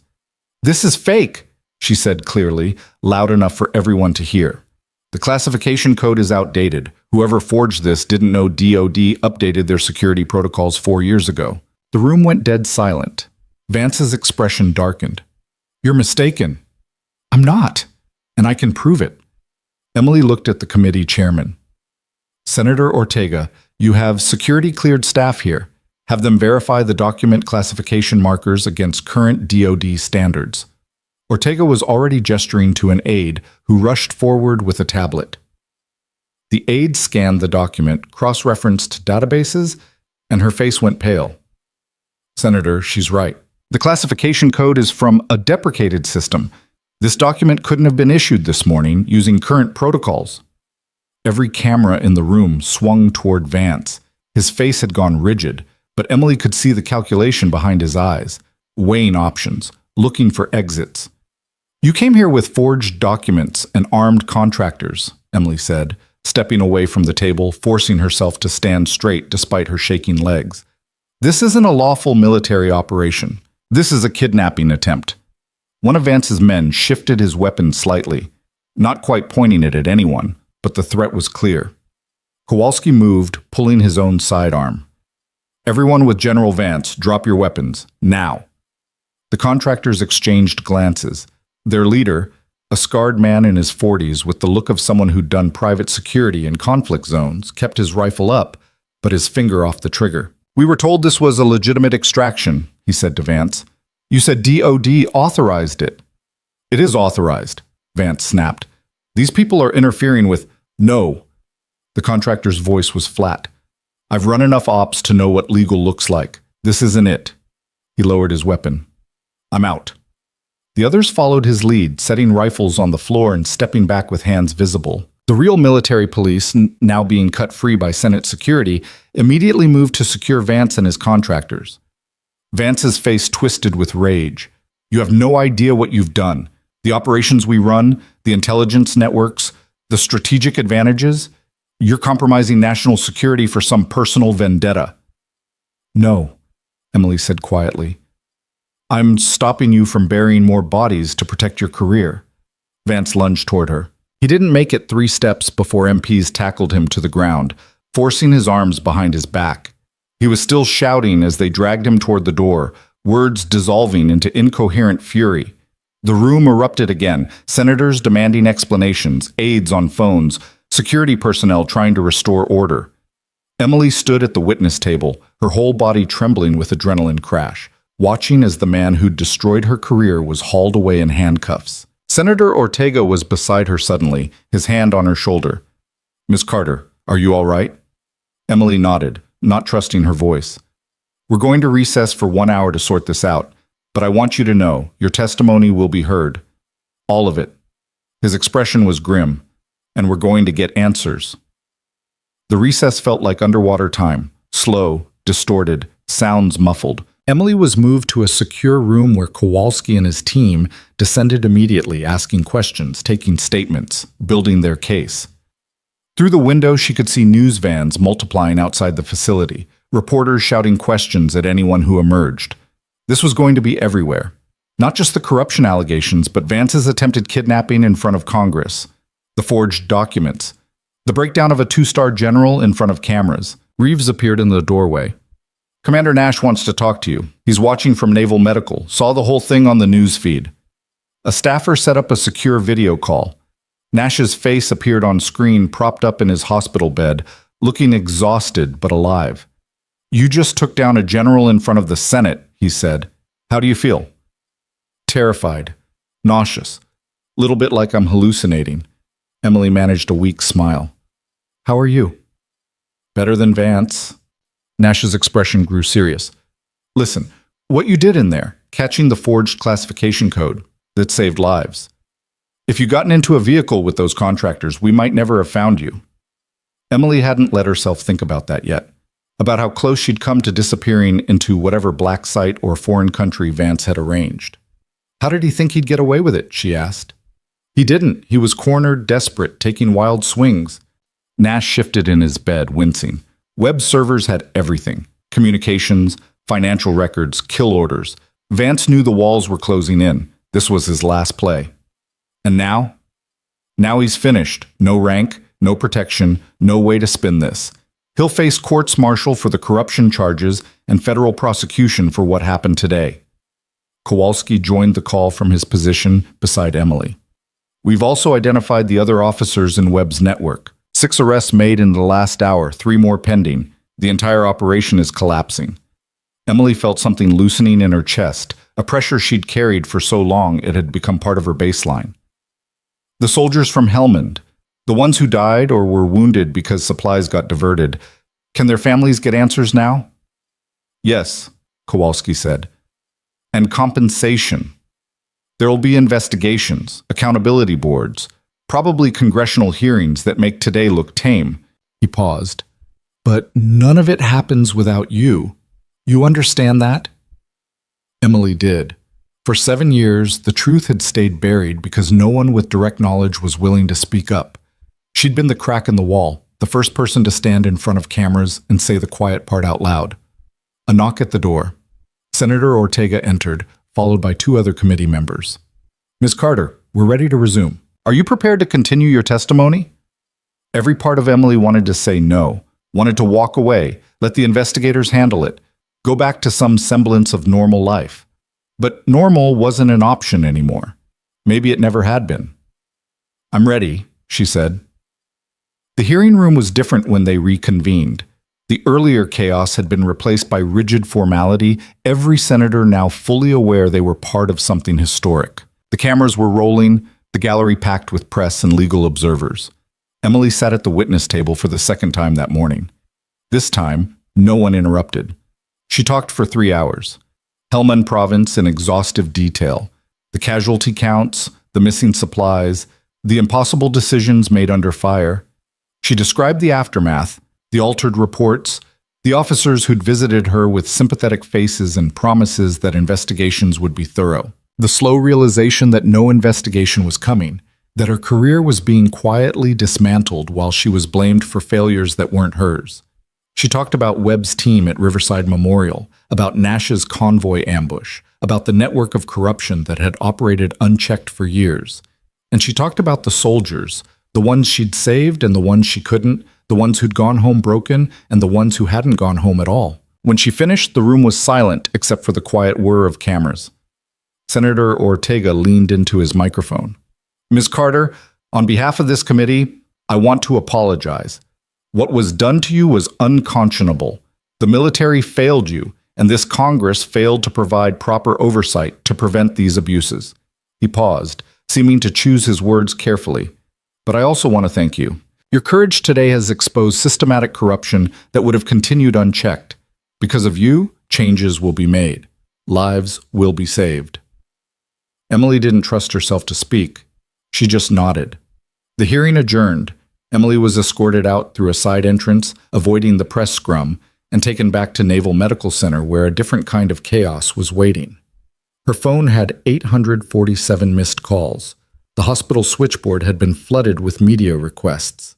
Holloway had called 6 times. Her old Army unit had tracked her down through veteran networks, asking if she needed support.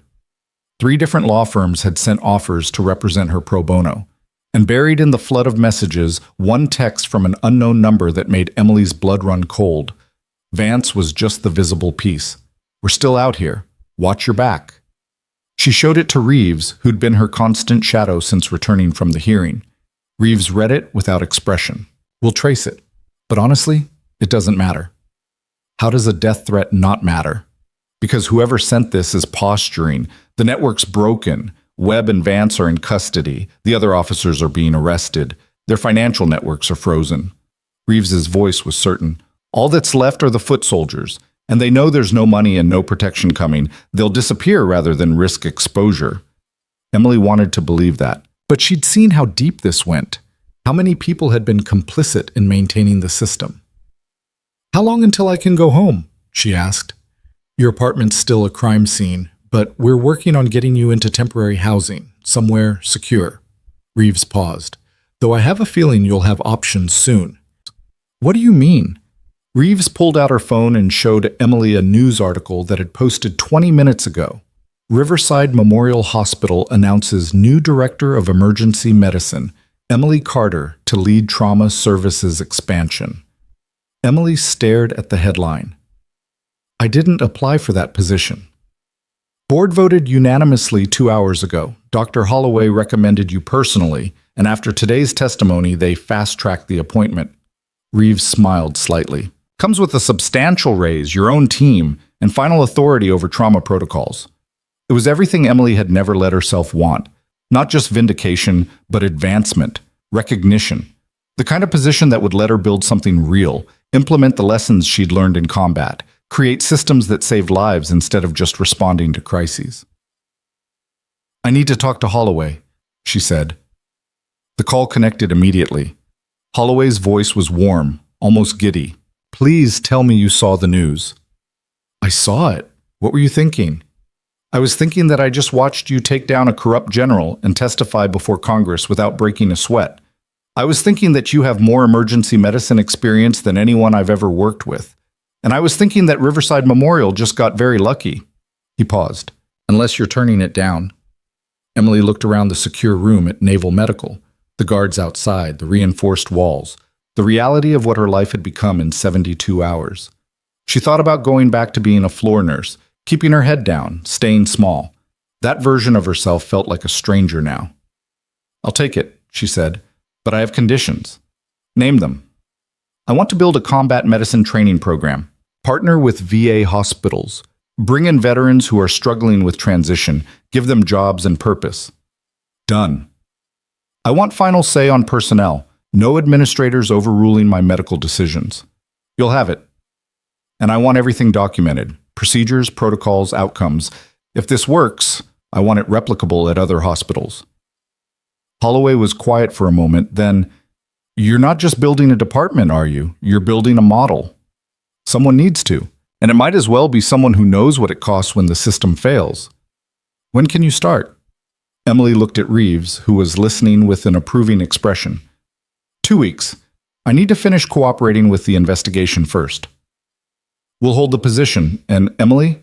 Holloway's voice softened. I'm sorry it took something this dramatic for us to see what was right in front of us all along. So am I. But we're past it now. The call ended. Emily sat back, feeling the weight of the new responsibility settling onto shoulders that had carried nothing but shame for years. It was heavy, but it was a different kind of heavy. Purpose instead of guilt. Reeves's radio crackled. Captain, you need to come to interrogation. Vance is asking to speak with Ms. Carter. Emily and Reeves exchanged glances.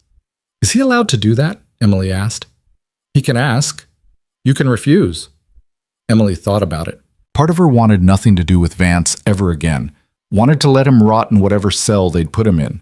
But another part, the part that had just spent 3 hours detailing his crimes for Congress, wanted to look him in the eye one more time. I'll talk to him, she said. The interrogation room was exactly what Emily had expected. Concrete walls, metal table, the smell of industrial cleaner.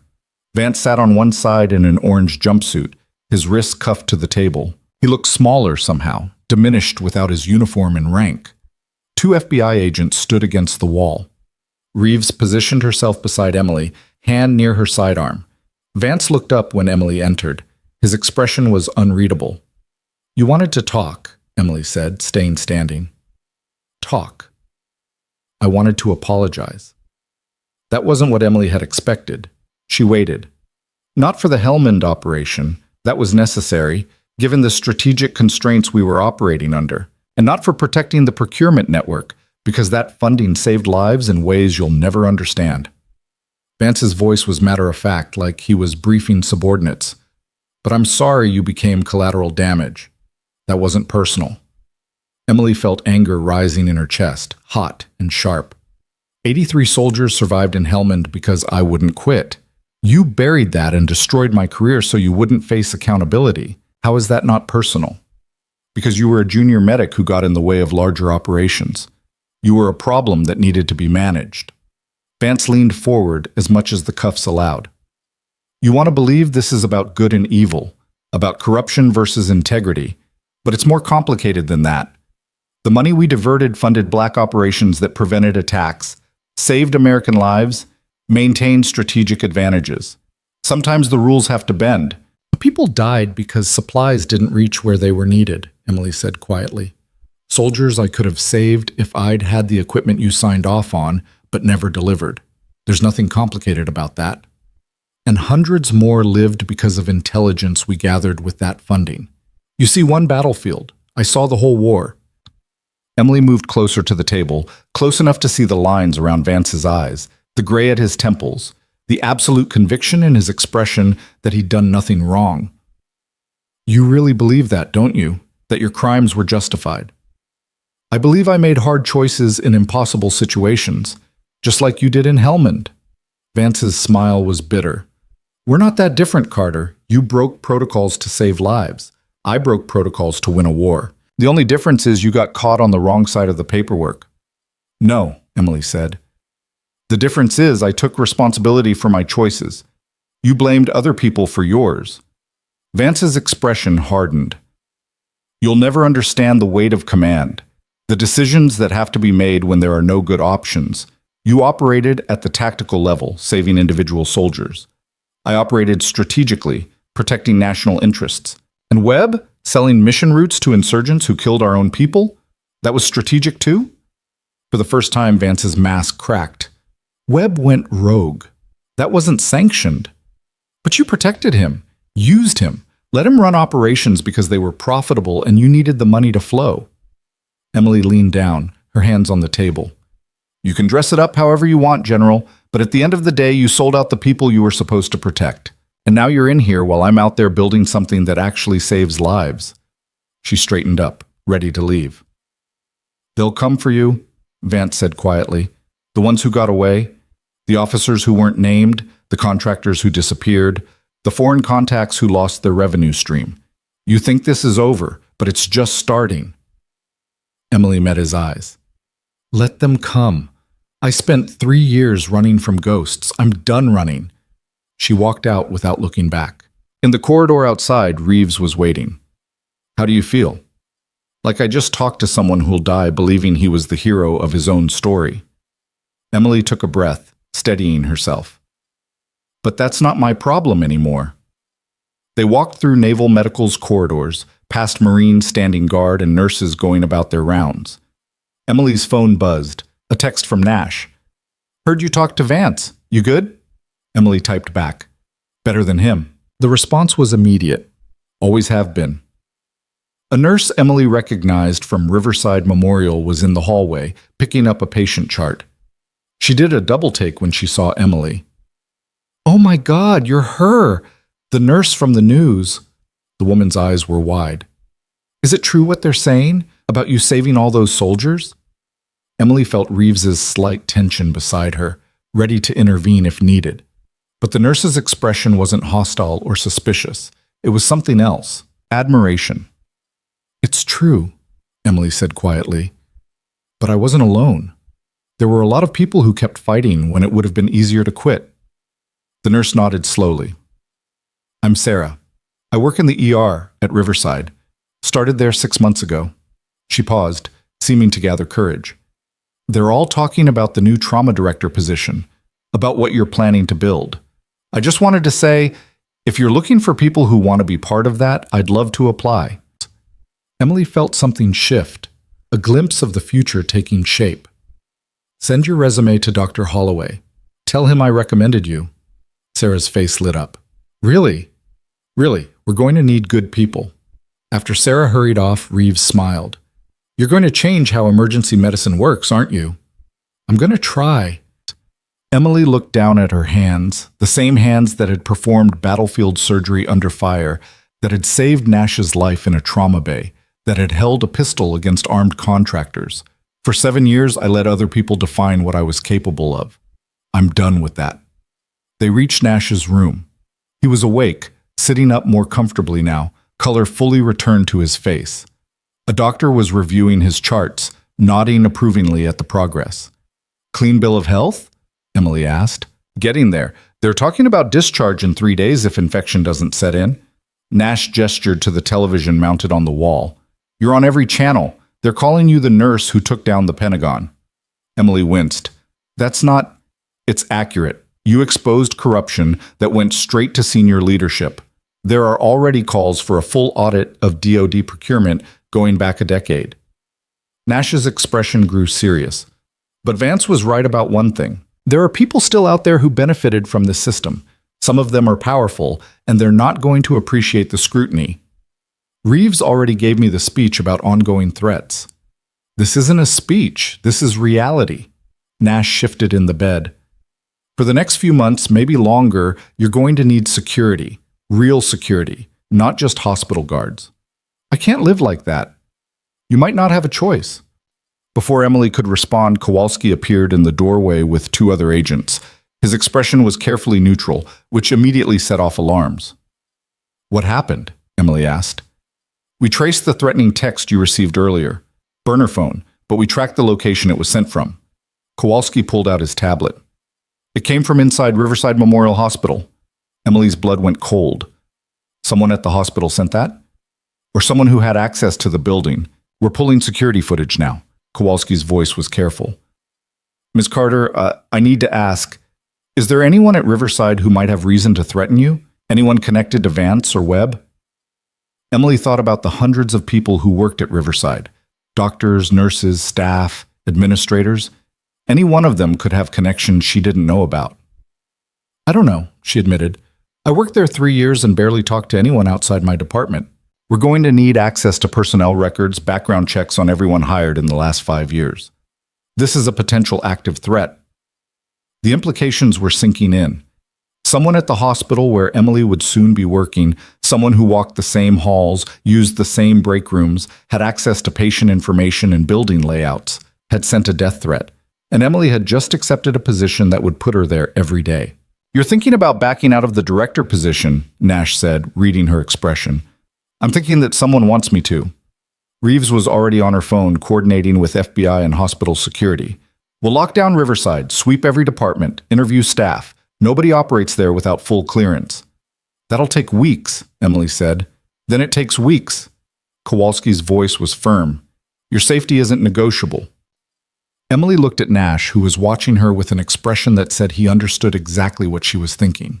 That backing down now, letting threats dictate her choices, was exactly what Vance and the others wanted. That fear was a weapon they'd already used against her once.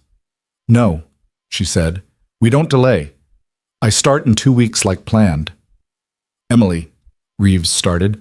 "With full security measures in place," Emily continued. "Background checks on my direct team, controlled access to my office, whatever protocols you think are necessary.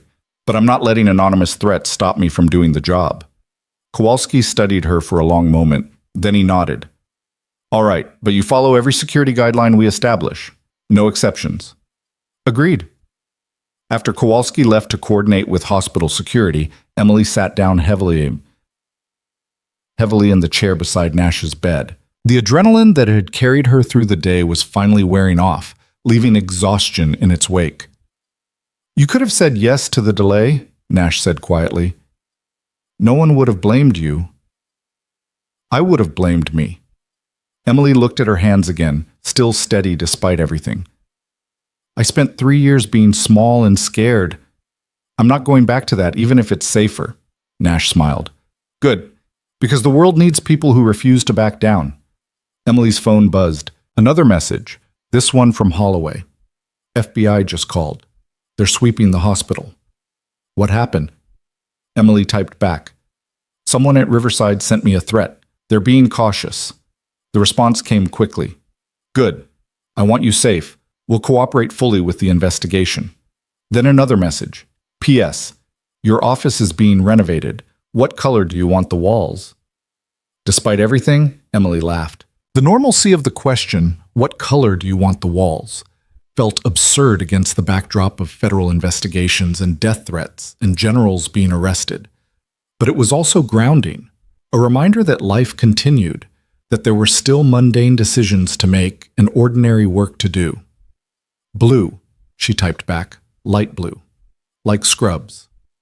Over the next week, Emily lived in a strange limbo between her old life and whatever came next. She stayed in secured housing at Naval Medical, gave depositions to federal prosecutors building cases against Vance and the other officers, and worked with Holloway remotely to build the framework for Riverside's new trauma program. The FBI investigation at the hospital turned up 3 staff members with concerning connections. One nurse whose brother had worked for Webb's private security firm, a custodial worker with unexplained cash deposits, and an administrator who'd falsified his background check. All 3 were placed on administrative leave pending further investigation. The threatening text was traced to the nurse's brother, who'd been paid to send it by an intermediary whose trail went cold in the Cayman Islands.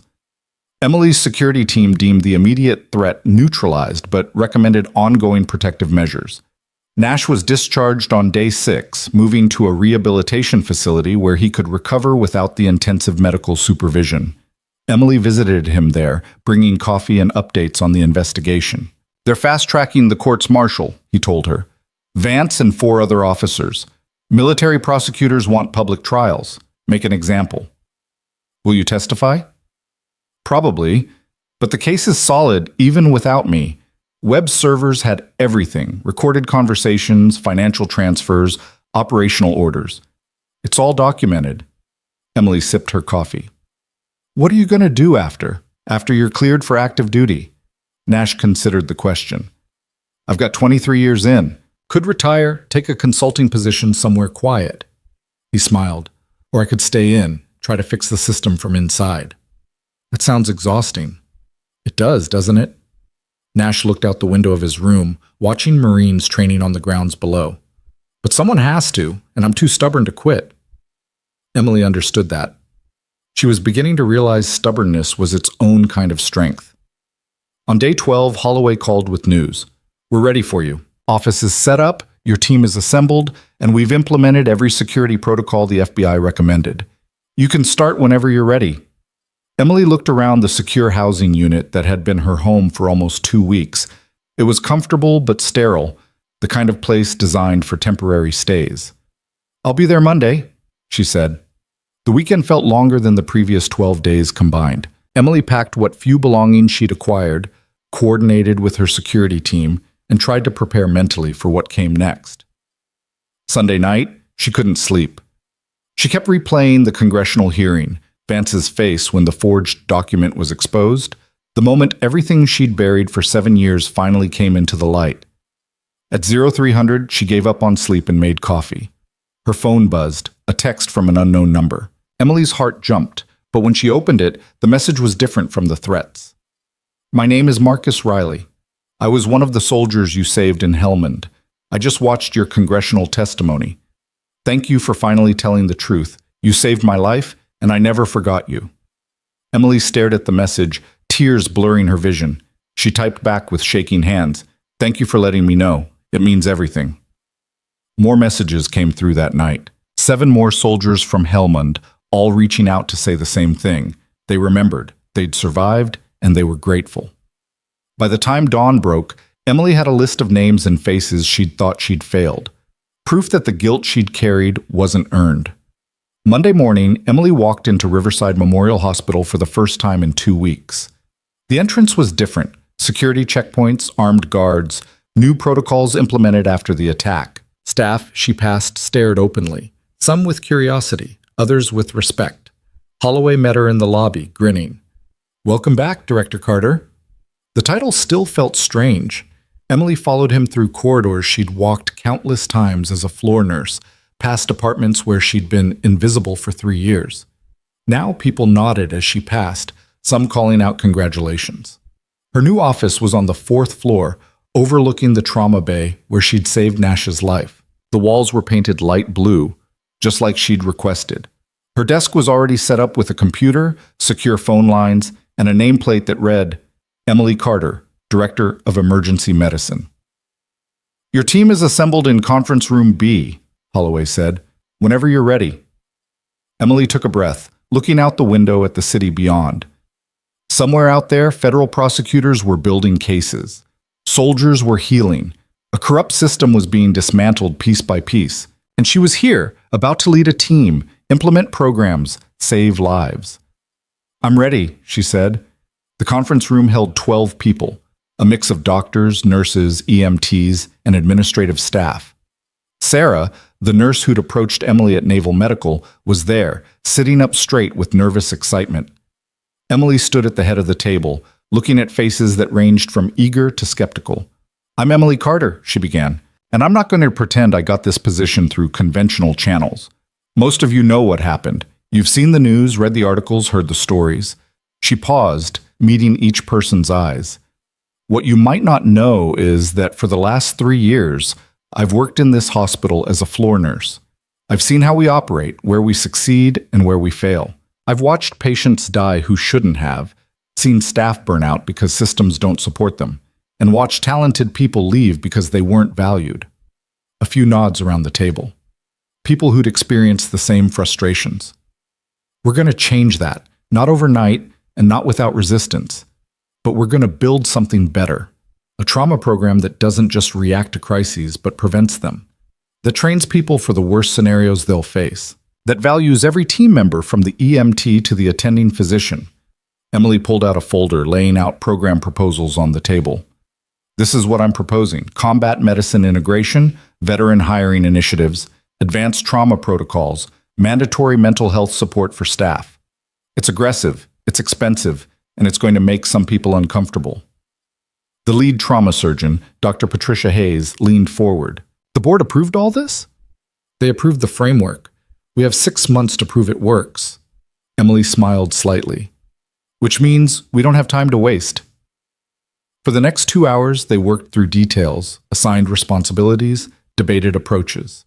Emily felt herself slipping into a rhythm she recognized, coordinating a team under pressure, making decisions with incomplete information, trusting people to execute their roles. It felt like being back in Helmand, except this time she had resources and authority instead of improvising in a war zone. When the meeting ended, Sarah approached. Director Carter, I just wanted to say thank you for recommending me. I won't let you down. I know you won't, Emily paused. And it's just Emily. We're a team, not a hierarchy. Sarah nodded, smiling, and headed out. Emily was gathering her notes when Dr. Hayes stayed behind. The older surgeon had a reputation for being tough but fair, someone who'd survived 30 years in emergency medicine without burning out. You handled that well, Hayes said. But you should know, there are people in this hospital who aren't happy about your appointment. Some think you're unqualified. Others think you're a political stunt. You're going to face resistance. I know. Good, because they're going to test you, try to undermine your authority, question your decisions, make your job harder than it needs to be. Hayes's expression was serious. But if you're half as stubborn as you seemed in that hearing, you'll be fine. Emily smiled. Stubbornness is kind of my specialty. Hayes left, and Emily was alone in the conference room. She looked at her notes, the program proposals, the 6-month timeline they'd established. It was ambitious, maybe impossible, but for the first time in 7 years, Emily wasn't afraid of impossible. Her phone buzzed, a text from Nash. How'd the first day go? Emily typed back, better than getting shot at. That's a low bar. I'll take my victories where I can find them. She was walking back to her office when Reeves appeared in the corridor, looking tense. We have a problem, the captain said quietly. Emily's stomach dropped. What kind of problem? The custodial worker we put on leave, the one with the unexplained cash deposits, he disappeared yesterday, missed his scheduled FBI interview, and his apartment's been cleared out. You think he ran? I think someone warned him we were closing in. Reeves's voice was carefully controlled, which means there's still a leak. Someone inside Riverside with connections to Vance's network, and they're actively interfering with the investigation. Emily looked around the corridor, nurses walking past, doctors checking charts, staff going about their daily routines. Any one of them could be the leak. Anyone could be watching her right now, reporting back to whoever was still operating in the shadows. What do we do? She asked. We set a trap. Reeves's expression was cold.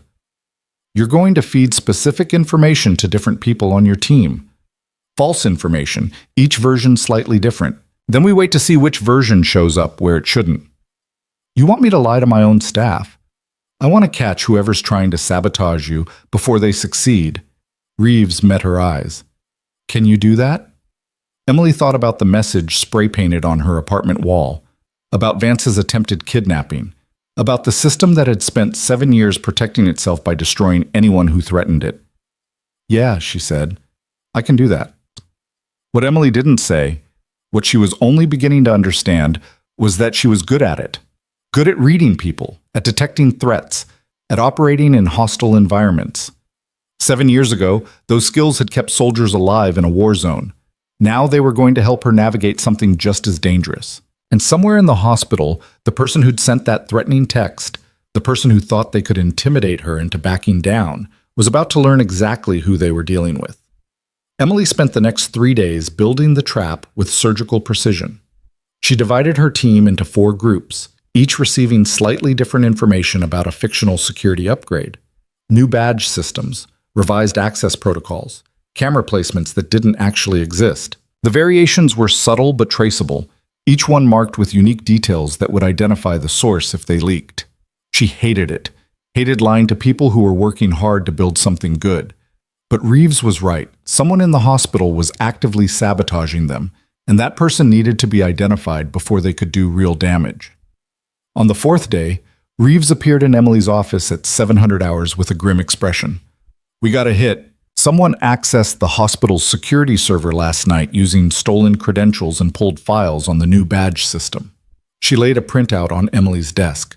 "The specific details match what you told Dr. Marcus Jennings." Emily's stomach turned. Jennings was the senior resident she'd assigned to coordinate with emergency services. Young, ambitious, seemingly dedicated to the new program. "Are you sure?" "The access logs are definitive. He logged in at 2:17 a.m. from an off-site location, downloaded the files, and transmitted them to an encrypted email address we're still tracing." Reeves paused. "There's more. We pulled his phone records. He's been in regular contact with a number registered to one of Webb's former contractors." Emily sat back in her chair, processing. "How long has he been feeding them information?" "At least 3 weeks, maybe longer. We're reviewing all his communications now. What do you need from me?" "Nothing. FBI is taking over from here. They'll arrest him quietly, use him to trace the network back to whoever's paying." Reeves's expression softened slightly. "You did good work, Emily. This could have gone on for months if you hadn't caught it." But Emily didn't feel good. She felt sick, remembering Jennings' enthusiasm during team meetings, his smart questions about trauma protocols, the way he'd volunteered for extra shifts to learn the new systems. All of it performance. All of it designed to get close enough to gather intelligence. "Did he ever pose a direct threat?" Emily asked quietly. "Not that we can prove, but he had access to patient records, staff schedules, building layouts. If someone wanted to target you specifically, he could have provided everything they needed." Emily thought about walking through the hospital corridors, eating in the cafeteria, working late in her office. All the moments when she'd been vulnerable, thinking she was safe in her own workplace. Jennings had been watching the entire time. "When are you moving on him?" "Today. Within the hour." Reeves stood. "I wanted you to know first. You'll need to reassign his responsibilities, and there'll be questions from the team." After Reeves left, Emily sat alone in her office, staring at the printouts. She'd been right to set the trap, right to protect the program and her team. But it didn't make the betrayal hurt less. A knock at the door. Sarah entered, carrying coffee and looking concerned. "You okay? You've been in here since dawn." Emily managed a smile. "Just paperwork. Never ends." "Well, take a break. We've got the first training session with the VA hospital in an hour, and people are excited." Sarah set the coffee down. "This thing you're building, it's real, Emily. People are starting to believe it's actually going to work." Emily looked at Sarah's honest, open face and felt the weight of responsibility settle deeper. People were counting on her. The program, the partnerships, the careers she was helping rebuild, all of it rested on her ability to keep pushing forward despite the threats and betrayals. "Thanks for the coffee," Emily said. "I'll be ready." The training session was held in Riverside's largest conference room, packed with medical personnel from 3 different facilities. Emily stood at the front, presenting trauma protocols adapted from battlefield medicine, and watched as doctors and nurses who'd never considered military techniques started asking questions, taking notes, getting excited about the possibilities. Halfway through, FBI agents moved through the hospital corridors outside, arresting Jennings as he arrived for his shift. Emily saw it happen through the conference room's glass wall. Jennings' shocked face, the handcuffs, the way other staff members stopped to stare. She kept talking, didn't miss a beat in her presentation. But inside she was counting the cost of everything that had brought them to this moment. After the session ended, Dr. Hayes approached. "I saw them take Jennings. What happened?" "He was leaking information to people outside the hospital. FBI has evidence." Hayes' expression darkened. "Damn, I recommended him for your team." "You couldn't have known." Still, Hayes looked toward the corridor where Jennings had been escorted away. "Makes you wonder who else might be compromised." That was the question that kept Emily awake at night. How deep did the corruption go? How many people were still operating in the shadows, protecting the system that had destroyed her career? Her phone buzzed, a text from Kowalski. Jennings is cooperating. Gave us names, locations, payment records. We're moving on the entire network within 48 hours. This might finally be over. Emily wanted to believe that.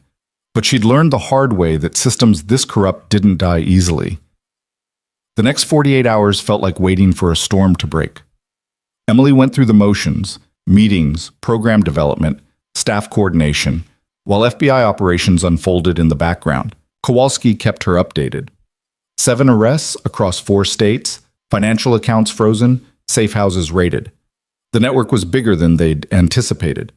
Contractors, logistics officers, even 2 congressmen who'd been receiving payments in exchange for blocking oversight legislation. Webb and Vance's operation had metastasized over years, becoming so embedded in military and political structures that rooting it out required coordination between FBI, DoD investigators, and Treasury Department forensic accountants. On day 2, Nash called. "Turn on the news." Emily pulled up a news site on her computer. The headline made her breath catch. Military corruption scandal expands. Dozens arrested in nationwide operation. General Vance implicated in decade-long scheme. Below it, photos of officers being led away in handcuffs.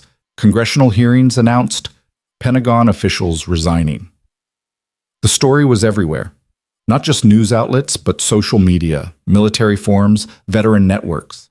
People who'd been victimized by the system were coming forward, sharing stories that echoed Emily's own. "It's really happening," Emily said quietly. "It's really happening," Nash confirmed.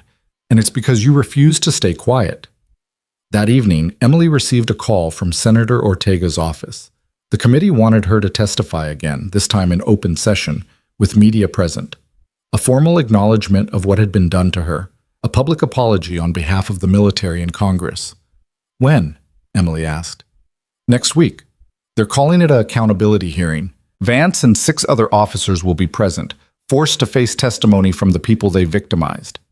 Emily thought about sitting in the same room as Vance again, about facing him publicly while the world watched. Part of her didn't want to, wanted to be done with all of it, move on with her life and the work at Riverside. But another part, the part that had spent 7 years believing she'd failed, knew this was necessary, not just for her but for everyone who'd been scapegoated and silenced. "I'll be there," she said. The week leading up to the hearing was chaos. Media requests flooded in, legal teams wanted prep sessions, the hospital board kept calling with concerns about publicity. Emily dealt with it all while still running her department, still implementing programs, still showing up every day to do the work. On the night before the hearing, she couldn't sleep. She walked through Riverside's corridors at 300, past darkened offices and quiet patient rooms, thinking about everything that had changed in a month. She found herself in the trauma bay where she'd saved Nash's life. The space was empty now, cleaned and restocked, waiting for the next emergency. Emily stood there remembering the blood, the chaos, the moment when she'd stopped being invisible and stepped into the light. Couldn't sleep either? Emily turned to find Doctor Hayes in the doorway, still in scrubs from a late surgery. "Too much noise in my head," Emily admitted. Hayes walked over, studying the trauma bay with a surgeon's eye. "This is where it started, isn't it? Where you stopped hiding." "I wasn't hiding. I was just—" "Yes, you were. We all saw it. The way you kept your head down, never pushed back, never claimed credit for good work." Hayes's voice was gentle but firm. "You were hiding from something. And then Commander Nash showed up and you didn't have that option anymore." Emily didn't argue. It was true. "You know what I think?" Hayes continued. "I think you were always this person.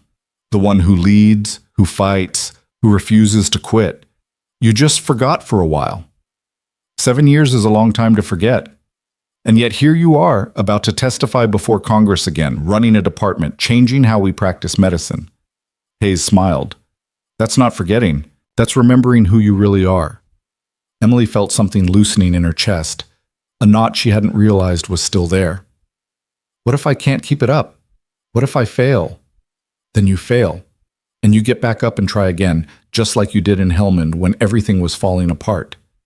Hayes put a hand on Emily's shoulder. The difference between you and Vance is that you're not afraid to be wrong. You're not protecting an image or a reputation. You're just trying to save lives and do good work. That's enough. After Hayes left, Emily stood alone in the trauma bay for another hour, thinking about soldiers in Helmand, about Nash bleeding out on a gurney, about Jennings's betrayal and Vance's rage, and all the people who tried to make her small. She thought about the life she'd built as a floor nurse, quiet, contained, safe from scrutiny. And she thought about the life she was building now, public, demanding, constantly under pressure, but also meaningful in ways the old life never was. At some point, she'd stopped trying to be invisible, and the world hadn't ended. The hearing was scheduled for 1,000 hours. Emily arrived at 0900, escorted by Reeves and a security team, and was led through corridors packed with media and protesters. Some were veterans supporting her. Others held signs condemning corruption. A few shouted that she was lying, that Vance was being railroaded. Inside the hearing room, the atmosphere was different from the first session, more formal, more crowded, cameras positioned for maximum coverage. And sitting at a table across from where Emily would testify, General Vance and 6 other officers, all in civilian clothes, all wearing expressions that ranged from defiant to resigned. Senator Ortega called the room to order. This hearing is convened to address systematic corruption within military procurement and medical services, and to hear testimony from individuals who were harmed by this corruption.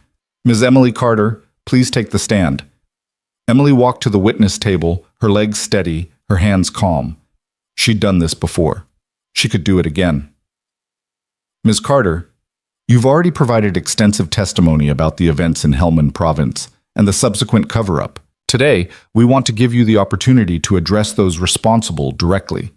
Ortega gestured to Vance and the other officers. These men orchestrated a scheme that destroyed careers, diverted resources, and cost lives. What would you like to say to them?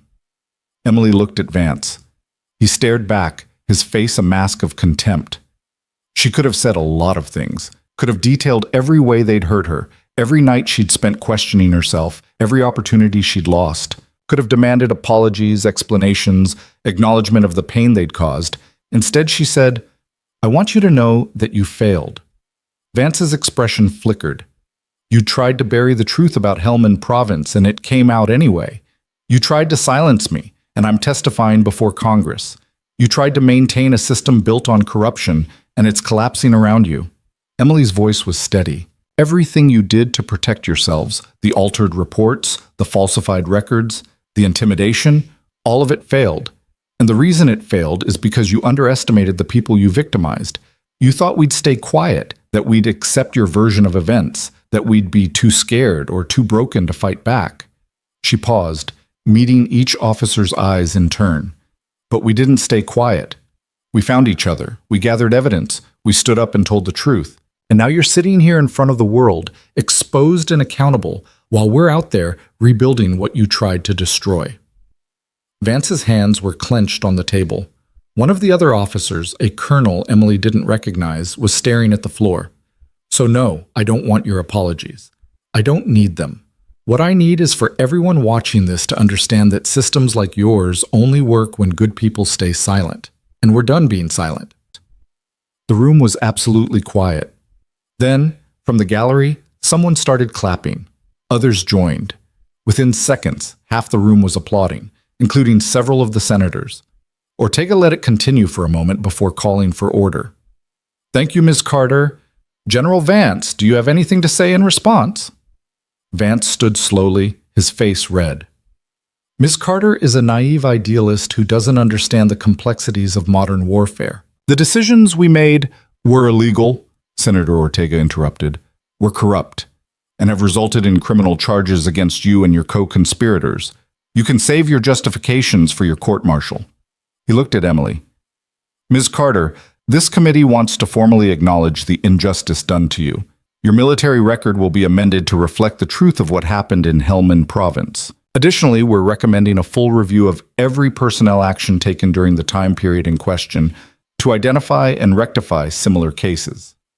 Emily felt tears threatening but held them back. Thank you, Senator.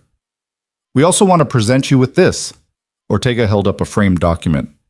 A congressional commendation for extraordinary service in combat and exceptional courage in exposing corruption.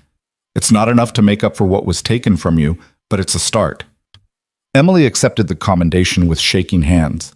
The applause started again, louder this time. Vance was still standing, his face twisted with rage. This is political theater. None of you understand. Sit down, General, Ortega said coldly. You've done enough damage. Vance sat, but his eyes stayed on Emily, burning with hatred. She met his gaze without flinching. He'd tried to destroy her, tried to silence her, tried to make her believe she was nothing. He'd failed. The hearing continued for 3 more hours, other victims testifying about their experiences with the corruption network. Emily listened to soldiers who'd been denied medical care, medics who'd been blamed for equipment failures, families who'd lost loved ones because supplies never arrived. Each story reinforced what she'd known. This wasn't about her.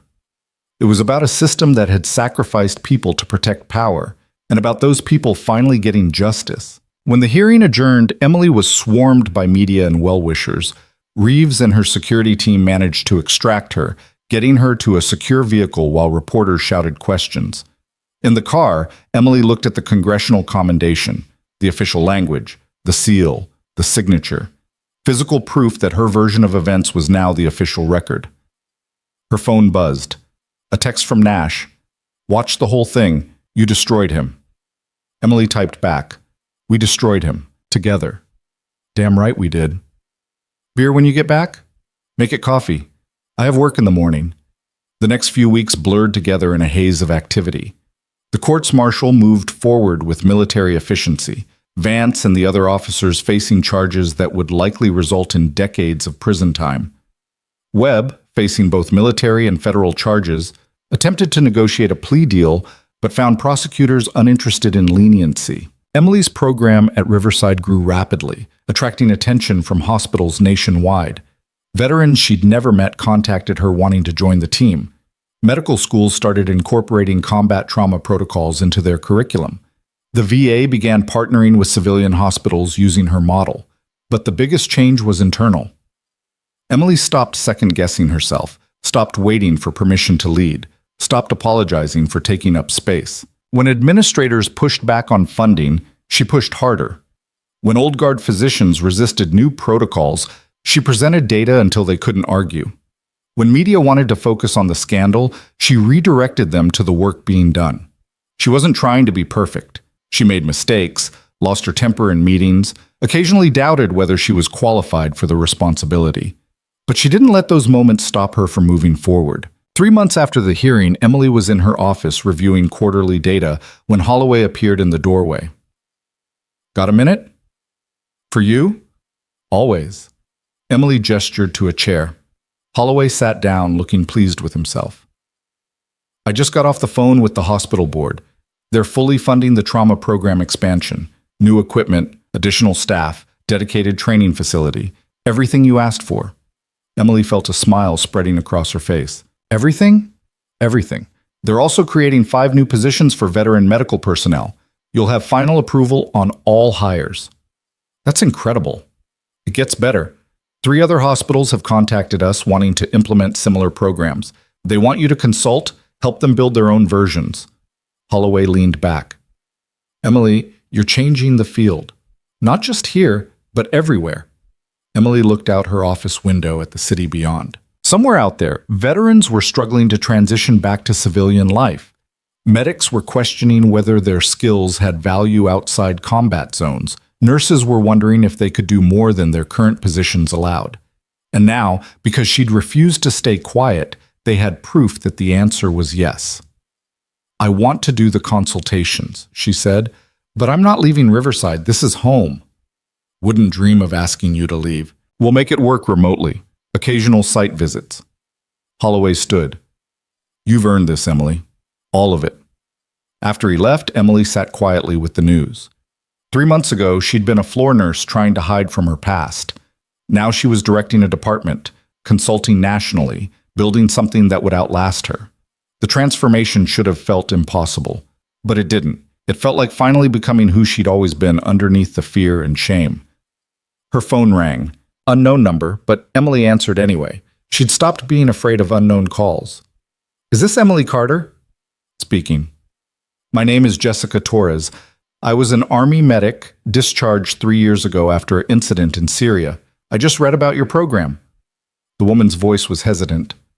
"I'm wondering if you're still hiring." Emily felt her chest tighten. She heard herself in Torres's voice, the uncertainty, the hope, the fear of reaching out after years of hiding. "We are. Can you send me your resume?"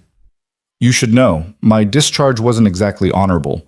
There were questions about my conduct during the incident. I was cleared eventually, but it's in my record." "Send me everything," Emily said firmly. "Your resume, your service record, details about what happened, and then we'll talk." "You mean that?" "I mean it. I know what it's like to have your record questioned.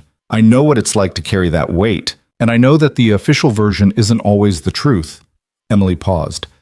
"Send me your information, Jessica. Let's see if we can't write a better ending to your story." The woman on the other end was crying. "Thank you. You have no idea what this means." But Emily did know.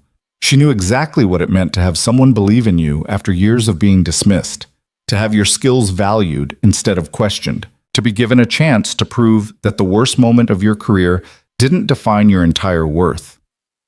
After the call ended, Emily pulled up the list of applications she'd received for the new veteran positions. 43 people, all with stories similar to hers or Torres's, all trying to find purpose after trauma. She couldn't hire all of them, but she could hire some. And those people would go on to work with patients, mentor other veterans, prove that second chances were possible. The impact would ripple outward in ways Emily couldn't predict. 6 months after the congressional hearing, Emily was invited to speak at a military medical conference. The audience was filled with active duty personnel, combat medics currently deployed to conflict zones, military physicians responsible for battlefield medicine. Emily stood at the podium, looking out at faces that reminded her of who she'd been 7 years ago, dedicated, exhausted, wondering if the work they were doing mattered. "I'm not going to tell you that the system is fixed," she began, "because it's not. There are still officers who prioritize careers over people, still procurement processes that fail when they're needed most, still regulations that prioritize paperwork over life-saving." The room was silent, everyone listening intently. "But I'm also going to tell you that the system can change, that corruption can be exposed, that people who abuse their authority can be held accountable." Emily paused. "It won't be easy, it won't be fast, and it will cost you personally, your comfort, your anonymity, maybe your career." She thought about Helmand Province, about the years of guilt, about standing in front of Congress while Vance tried to destroy her. But it's worth it, because the alternative is staying silent while good people are victimized, while resources are stolen, while soldiers die from failures that could have been prevented. And I don't know about you, but I couldn't live with that silence anymore.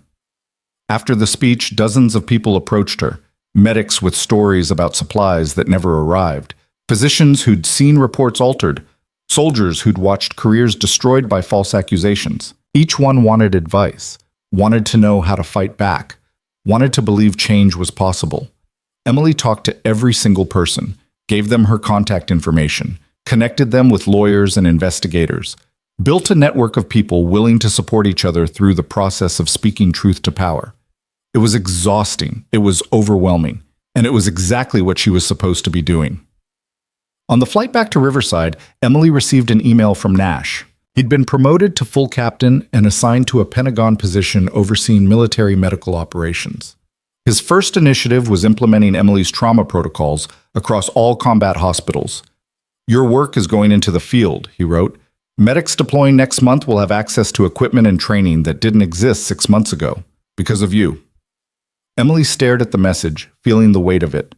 Somewhere in a combat zone, a medic would face an impossible situation. And because Emily had refused to stay quiet, that medic would have resources she'd never had, would save lives that might have been lost. The cycle was breaking. The system was changing. Maybe not fast enough, maybe not perfectly, but changing nonetheless. 1 year after the Riverside Memorial attack, Emily stood in the hospital's new trauma training facility, a state-of-the-art center funded by donations from grateful families and medical foundations. The first class of veteran medical personnel was graduating, ready to start positions at hospitals across the country. Sarah was among them, promoted to trauma team lead. Torres had finished top of her class and accepted a position at a VA hospital in Texas. 15 others were starting jobs at facilities implementing programs based on Emily's model. Emily addressed the graduates, looking at faces filled with hope and determination.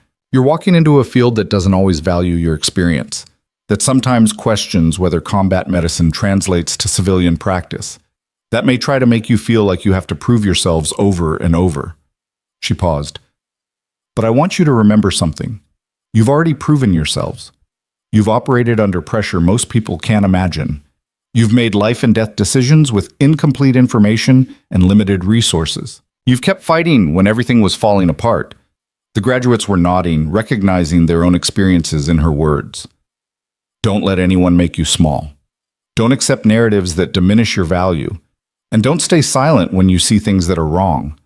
Emily's voice was firm. The medical field needs what you bring. Your skills, your perspective, your refusal to give up on patients when protocols say there's no hope. That's not a liability. That's your strength. After the ceremony, Emily walked through the facility with Holloway, observing the equipment, the training rooms, the spaces designed specifically for teaching combat trauma techniques. You did this, Holloway said quietly. Built something from nothing. We did this, Emily corrected. Everyone who believed it was possible, who fought for funding, who took chances on unconventional approaches. Still, you were the catalyst, the person who refused to accept that things had to stay broken. Emily thought about the version of herself that had worked as a floor nurse, invisible and silent. That person seemed like a stranger now, someone from a different life. I just got tired of being afraid, she said. No. Holloway stopped walking, turning to face her. You got tired of letting fear make your decisions. There's a difference. That evening, Emily sat in her apartment, a new one, in a better neighborhood, with actual security and windows that overlooked the city. She decorated it with photos from the trauma program, commendations from hospitals implementing her protocols, and a framed copy of the congressional testimony that had changed everything. Her phone buzzed. A group text from Nash, Reeves, and Kowalski. 1 year anniversary of the worst day turned best day. Drinks at O'Malley's? Emily smiled and typed back, I'll be there. The bar was crowded, filled with off-duty military personnel and federal agents unwinding after work. Emily found Nash and the others at a corner table, already halfway through a round. The hero arrives, Nash said, grinning. He looked healthy now, fully recovered from his injuries, back to the sharp-eyed officer she'd met in that trauma bay. I'm not a hero. You kind of are, Reeves said. Took down a general, exposed a corruption network, changed military medical policy. That's pretty heroic. I just did what needed to be done. Kowalski raised his glass. To people who do what needs to be done, even when it's hard. They drank to that. The conversation flowed. Updates on the courts-martial. Vance had been sentenced to 23 years in military prison. News about officers who'd been promoted to replace the corrupt leadership. Stories about program successes and failures. At some point, Nash pulled Emily aside. I need to tell you something. Emily braced herself. What? We found the last of Webb's network, the contractors who disappeared, the offshore accounts, the foreign contacts. FBI and DOD worked together, tracked them all down. Nash's expression was serious. It's over, Emily. The threat is neutralized. You can stop looking over your shoulder. Emily felt something releasing inside her, a tension she'd been carrying for so long it had become part of her normal state. You're sure? I'm sure. The people who wanted to hurt you are either in prison or running so hard they'll never risk surfacing. You're safe. Safe. Emily tested the word, seeing how it felt. For a year, she'd lived with security details and threat assessments and the constant awareness that someone might try to finish what Vance started. And now it was over. What are you going to do with all that free time? Nash asked, smiling. Build more programs, train more people, maybe sleep occasionally. Emily looked around the bar at the people laughing and talking, living normal lives without constant fear. Maybe remember what normal feels like. You'll never be normal. You're too stubborn for that. I'll take that as a compliment. It was meant as one. Later, walking back to her apartment, Emily stopped on a bridge overlooking the river. The city spread out around her, lights reflecting on water, traffic moving in endless patterns. Somewhere out there, hospitals were operating, medics were making impossible decisions, soldiers were fighting battles that would mark them forever. And because of choices Emily had made, because she'd refused to stay silent, refused to accept injustice, refused to let fear dictate her path, some of those medics and soldiers would have better resources, better training, better chances of survival. It wasn't enough. It would never be enough. But it was something. Emily pulled out her phone and opened her contacts, scrolled through names of people she'd met over the past year, veterans finding new purpose, students learning combat medicine, journalists investigating corruption, senators pushing for reform. One name stood out. A soldier from Helmand Province named David Martinez, who'd reached out months ago to thank her for saving his life. They'd stayed in touch, occasional messages about recovery and moving forward. She typed, "How are you doing?" The response came quickly. "Better. Started physical therapy program. Might be able to walk without assistance soon. How are you?" Emily thought about how to answer that. A year ago, she would have said she was fine, deflecting any deeper inquiry. But she'd learned that honesty, even uncomfortable honesty, was the only way to build anything real. "I'm good. Really good. Building things that matter, helping people, not hiding anymore. That's all we can do, right? Keep building, keep fighting, keep moving forward." "Yeah, that's all we can do." Emily put her phone away and continued walking, her steps steady, her path clear. She passed a newsstand where her face was still occasionally featured in articles about the corruption scandal, past a hospital where her protocols were being implemented, past a coffee shop where she'd once sat alone, invisible and forgotten. She wasn't invisible anymore, wasn't forgotten, wasn't the person who accepted shame for failures that weren't hers. She was Emily Carter, director of emergency medicine, congressional witness, builder of systems that saved lives. And most importantly, she was someone who'd learned that the worst thing that ever happened to her wasn't the end of her story. It was just the beginning. 2 years after the congressional hearing, Emily was invited to the White House. The president wanted to present her with the Presidential Citizens Medal for extraordinary service to the nation. The ceremony was formal, dignified, attended by military leaders and political figures. Emily stood on the platform, accepting the medal, listening to words about courage and integrity and refusing to be silenced. She thought about Helmand Province, about the soldiers she'd saved and the ones she'd lost, about 7 years of believing she'd failed them. The guilt was gone now, not because time had passed, but because she'd finally understood the truth. She'd done everything possible with what she had. The failure wasn't hers. It never had been. After the ceremony, a young woman in army uniform approached her. She couldn't have been more than 23, fresh-faced and nervous. "Ms. Carter, I'm Specialist Emma Reeves. I'm deploying to a combat zone next month as a medic." She paused, gathering courage. "I just wanted to say thank you. The training I received, the protocols we learned, it's all based on your work. And knowing that someone like you fought through what you did and came out stronger, it gives me hope that I can do the same." Emily felt tears threatening. She'd met hundreds of people over the past 2 years, heard countless stories of how her testimony had impacted their lives.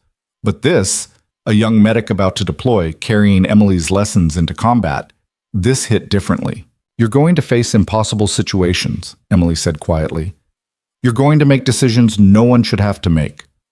And when you come home, you might carry guilt about the ones you couldn't save." Specialist Reeves nodded, understanding. "But I want you to remember something. You're not alone. There are people who understand what you're going through, who will support you, who won't let you disappear into silence and shame." Emily put a hand on the young woman's shoulder. "And if you ever need someone to talk to about the combat, the aftermath, any of it, you call me. Anytime. I mean that." Reeves was crying now, tears streaming down her face. "Thank you. That means everything." After Reeves left, Emily stood alone in the White House corridor, holding a medal she'd never imagined receiving, thinking about the path that had brought her here. It hadn't been smooth.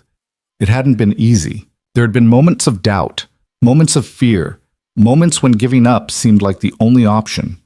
But she hadn't given up. And because of that, young medics like Reeves were walking into combat zones better prepared than Emily had been. Veterans were finding purpose and employment. Hospitals were saving lives they would have lost. The work wasn't finished. It would never be finished. There would always be more people to help, more systems to change, more battles to fight. But Emily was ready for it. Not because she was fearless or perfect or unbreakable, because she'd learned that strength wasn't about never falling down.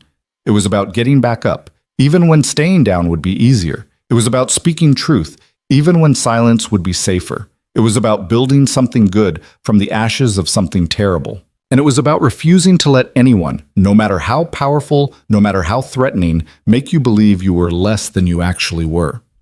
Emily Carter had been dismissed as just a nurse. Now she was the reason people survived the impossible. And that, she thought as she walked out of the White House into sunshine that felt like vindication, was enough. More than enough. It was everything.